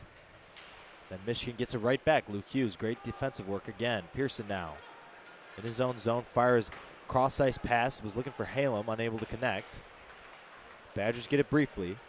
Some momentum here for Wisconsin, possibly Lindmark with it. Flicks it across the center. Portillo, solid positioning. Ciccolini just had his hands on the board there. I'm not sure what was going on. Eric Ciccolini eventually ends up with it. Races forward in the neutral zone. Just under 2 minutes left now. Yeah, he might be going for that solo play. Yeah. And we'll see. He loses it briefly there. Wisconsin gets it back. Michigan fighting. Badgers will try to reset. Wolverines, man, they pressure these floor checks. They sure do. And they're not afraid to throw the body. No, not at all. Moyle now, great bit of skating here. Racing up the right wing. Moyle cuts inside, unable to hold on to the puck, goes behind the net. Moyle gets it back, gets lit up on the boards, ends up in Moyle's stick again, and then Wisconsin gets it back. Badgers across the middle. Looking forward, it was Malmquist. That was a pretty good pass. Luca Fantilli, that is, ends up with it, and then Wolverines clear it. 1:05 to go in this game. Back and forth we go. Eric Portillo gets the icing call with 1:01 left in this game. 7-4 is the score. 41 shots for the Wolverines to Wisconsin's 31. How about that, David? Yeah, I think I'm impressed that Wisconsin's been able to come up to have a respectable number of shots despite getting absolutely routed tonight. But this 7-4 outcome, I guess we have 1 minute and 1 second left. Anything can happen, right? But this last period has felt incredibly close. Yeah. And I would even say Wisconsin outplayed Michigan at some points. Yeah. And sometimes it's easy for that to happen for a leading team. Ciccolini has a quick shot on goal, saved. Ceulemans kicks it out. And Ceulemans ends up with it behind the net for the Badgers. Wisconsin still with it. This game has had everything. Let's see how it ends. Ciccolini dives for the puck, hits it forward. Bantle had it briefly. Lodge fires it forward. 30 seconds left. The Michigan student section is getting loud because they can feel the W is coming close. Yeah, no goalie being pulled for Wisconsin tonight. Yeah, Edwards fires forward, loses it. D. St. Paul. Wisconsin at least looking for a 5th goal here. D. St. Paul forward to Stramel, and we're going to have a stalemate to possibly end this game here. 5 seconds left, and the puck is still on the boards. Instead, the officials want to get involved. My goodness, what is that call? Oh, probably a 5-minute major penalty for both teams. Game misconduct, the whole team. I tell you what, David, Jake and I were talking about this earlier. They have made every single call. They've been by the book today. Yeah. No, I completely agree. And when I say that, their proclivity to make these calls is something that I think is important, even if it draws the game out maybe sometimes for a little bit longer than people's liking. So a weekend total score for Michigan, 13 goals. How about that? And for Wisconsin, 6. Yep, yeah. But yeah, so 3 zeros on the scoreboard here in Ann Arbor. Wolverines, number 6 Michigan wins it 7-4 against Wisconsin. Just as you were saying, though, David, 13 goals, that has to feel good for any team. It certainly does. It certainly does. And I think going into the next 2 weeks of Michigan hockey, there's a lot to look forward to. Nothing more so than the upcoming Ohio State series, one of which will be played in Columbus, the other of which will be played in Cleveland on the lake. Yet 3 series, 3 opponents remaining for the Wolverines in the regular season of this season. They go at Michigan State, then they have the duel in the D, then they have Ohio State, including the face-off on the lake, and then they have 2 games against Notre Dame at home before the Big Ten tournament. David, you have to feel good with where this Michigan team is at. It feels like, so to say, maybe they're even peaking. Oh, yeah, I think the one thing that's holding me back from agreeing with you on them peaking is there has to be another level of Eric Portillo concentration. I'd actually argue that they're not peaking. I think they're a little bit casual. Okay. This is not a great Wisconsin team. Yeah. And, this is a classic Michigan fan to, at a 7-4 win, say, you know what, I think there's a couple of things I would have liked to see. But I'll say it anyway to fit that stereotype. There is no discipline on this team. And I think they have a tendency to play down, like every single Michigan sports team does, has a tendency to play down to their opponents sometimes. And in this case, this weekend, it was a lack of discipline. And a chippiness that at times just felt unnecessary. But that's enough of my complaints. I'm really impressed with this team. I was just going to say, if you had heard just that small soundbite from you, you would have thought the score was the other way, that Wisconsin won this 7-4. Nonetheless, You're completely right. The Wolverines improved to 18-9-1 on the season. They're 10-8 in the conference, meaning that they now move up into second place in the Big Ten, of course, way behind the Minnesota Golden Gophers. But, David, looking ahead, what are the limitations on this Michigan team, if there are any, in terms of the national spotlight, the Big Ten tournament coming up, and then the NCAA tournament? I think it is focus. I think it's composure. Again, without beating a dead horse. They are their own worst enemy. Maybe Denver, too. But they are their own worst enemy, and they have some opponents, Ohio State in particular, that is going to make that difficult. That will kind of press them into being aggressive at times. And so I think they need to know when not making that extra push, not making that extra punch, not jumping into the scrum blindly is going to help them. Because sometimes they're going to get refs like this tonight that, again, did a fabulous job, but that are going to make every single call. Yeah. So that's all I have to say. No, I mean, it's well said in that, discipline will certainly be an interesting thing to look at for this very young team, and we'll see what their limitations are. No one knows until it actually happens in the Big Ten tournament. It actually happens in the next few series. Absolutely. Nonetheless, Brandon Naurato and the Wolverines have to be happy. Michigan, number 6 Michigan, that is, winning 7-4 at home in Yost Ice Arena. For Neal, Sinha, and my partner David Kraemer and Jake Singer, thank you so much for listening to WCBN Sports. We'll see you next time on YouTube as well as the FM radio.